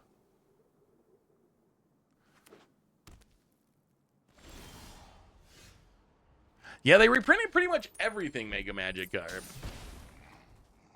Pretty much everything that we could have hoped for, they actually did end up reprinting, which is pretty sweet. It makes me very happy to see so many speculators get wrecked. That's probably my favorite part of all this, is they reprinted pretty much all the cards that were bought out in the last month. Like everyone. Super hyped, especially seeing the prices nature is healing. Yeah, it feels like that, doesn't it? Yeah, Bloom Tender is Bloom Tender like a good standard card? Do you think there's any way that Bloom Tender is actually, I mean, I know it's a good commander card. Is there a way that it's actually going to be good in standard? Wow, this Mana Crypt is really going to town on us. This Mana Crypt really wants us to die. We actually are in kind of a scary spot now because of this Mana Crypt. Have we? Wait, I haven't been paying attention. They haven't attacked us, right? Has this just literally been lose flip, lose flip, lose flip, lose flip down to 9? Come on, Mana Crypt. Come on. Come on. Okay. Okay. Oh my God, not the right time to draw a forest. Well, get in and hit you with a Keen-Eyed Curator. Found it. Takes it to 10. We will pass the turn. Found it untaps. Oh, boy. So Bloom Tender came out at a time... Wow, Candelabre. Bloom Tender came out before I was playing, like, super competitively. That was kind of during the casual era. So I actually don't really remember. I don't think Bloom Tender was good when it was in standard before. I don't remember that. But it's also possible that I missed it, so... But I'm pretty sure it wasn't. Like, it seems crazy compared to, like, Badger Mole Cup. Like, how... It just doesn't seem on the same ballpark as far as just how busted the card is. Badger Mole Cup's only, like, 3 power and just so explosive. And I don't know what our opponent thought Candelabra did, but it is not... It is not what they thought. I think our opponent thought Candelabra was way better than it was. And our Mana Crypt has decided to stop killing us, which is kind of a relief. Well, here comes a Keen-Eyed Curator. Hit ya. Down to 5. We will pass the turn. Put it on taps. Yeah, I don't know what our opponent thought they were doing with this Candelabra. Opponent, channel at 5 life so he can make 4 mana. Is that enough to win the game? The End Stone. Okay. Well, that is insane. So that's going to keep our opponent alive? So we can eat the channel. Oh, no. But now they go to 10. And we're back to losing to Mana Crypt. Natural Order. Wait a minute. Does that do anything? How much mana do we have? 1, 2, 3, 4, 5, 6, 7, 8, 9, 10, 11, 12. Wait, I think that's enough. Is that enough that we can natural order? Okay, well, we're definitely natural ordering. So we're going to natural order. Sag the Birds of Paradise. Yeah, I guess Kyoshi... This also does it, right? Uvenwell Oddity, flip Uvenwell Oddity. That also is lethal. So we have multiple ways. Let's take... Wait, we both have both of our... I feel like I'm forgetting something. All right, let's just do this. Let's do the Kyoshi win. That's the new card. So get the Kyoshi. Go to combat. We're gonna show our opponent how to win with Field of the Dead. Field of the Dead. 2 exalted triggers. The ignoblest of hierarchs. The noblest of hierarchs. Pumping. End Stone us will you. Opponent can sack Fang's Iceberg. Doesn't actually... Or they can't even sack it because that's an enchantment. An opponent. GG's. The End Stone almost saved them. The Mana Crypt almost killed us. But maybe Avatar Kyoshi's actually good. Maybe Avatar Kyoshi's actually kind of sweet. Oh, the Store Championship for almost looks so good. Hey, feel the dead win. I think this deck is about what we've seen there, where I think the deck is like a little bit clunkier than I wanted it to be. I would say the big issue with the deck, not super thrilled with how the mana base turned out. green doesn't seem to be that good. And it seems like the good games have been really good and the bad games have been really bad. Like that's kind of how this game, we can snowball explosively into these really big wins, but we can also just kind of stumble around and like not do anything. But yeah, anyway, I think that brings us to the end of our stream for today, because I gotta do a little spoiler videoing because they just keep spoiling more sweet new Lorwyn Eclipsed cards. There are just so many sweet cards to talk about. So spoiler video gonna be coming up on the YouTube soon. And next week, a little bonus reminder. So next week's stream, yeah, I think green is not a great color. Not a great color in this cube. So next week's stream, I think, is gonna be on Wednesday for early access day. But as I said earlier,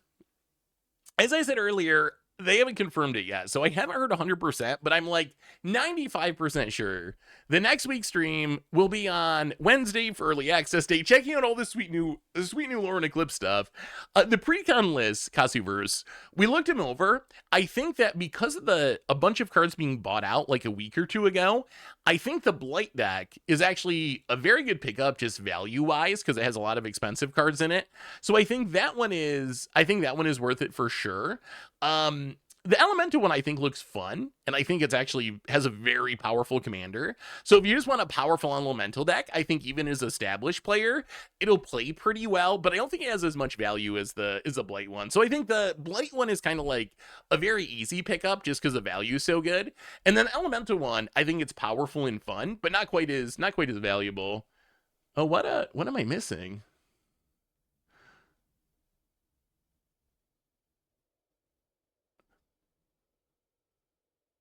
Oh my goodness, Soul of Grottos.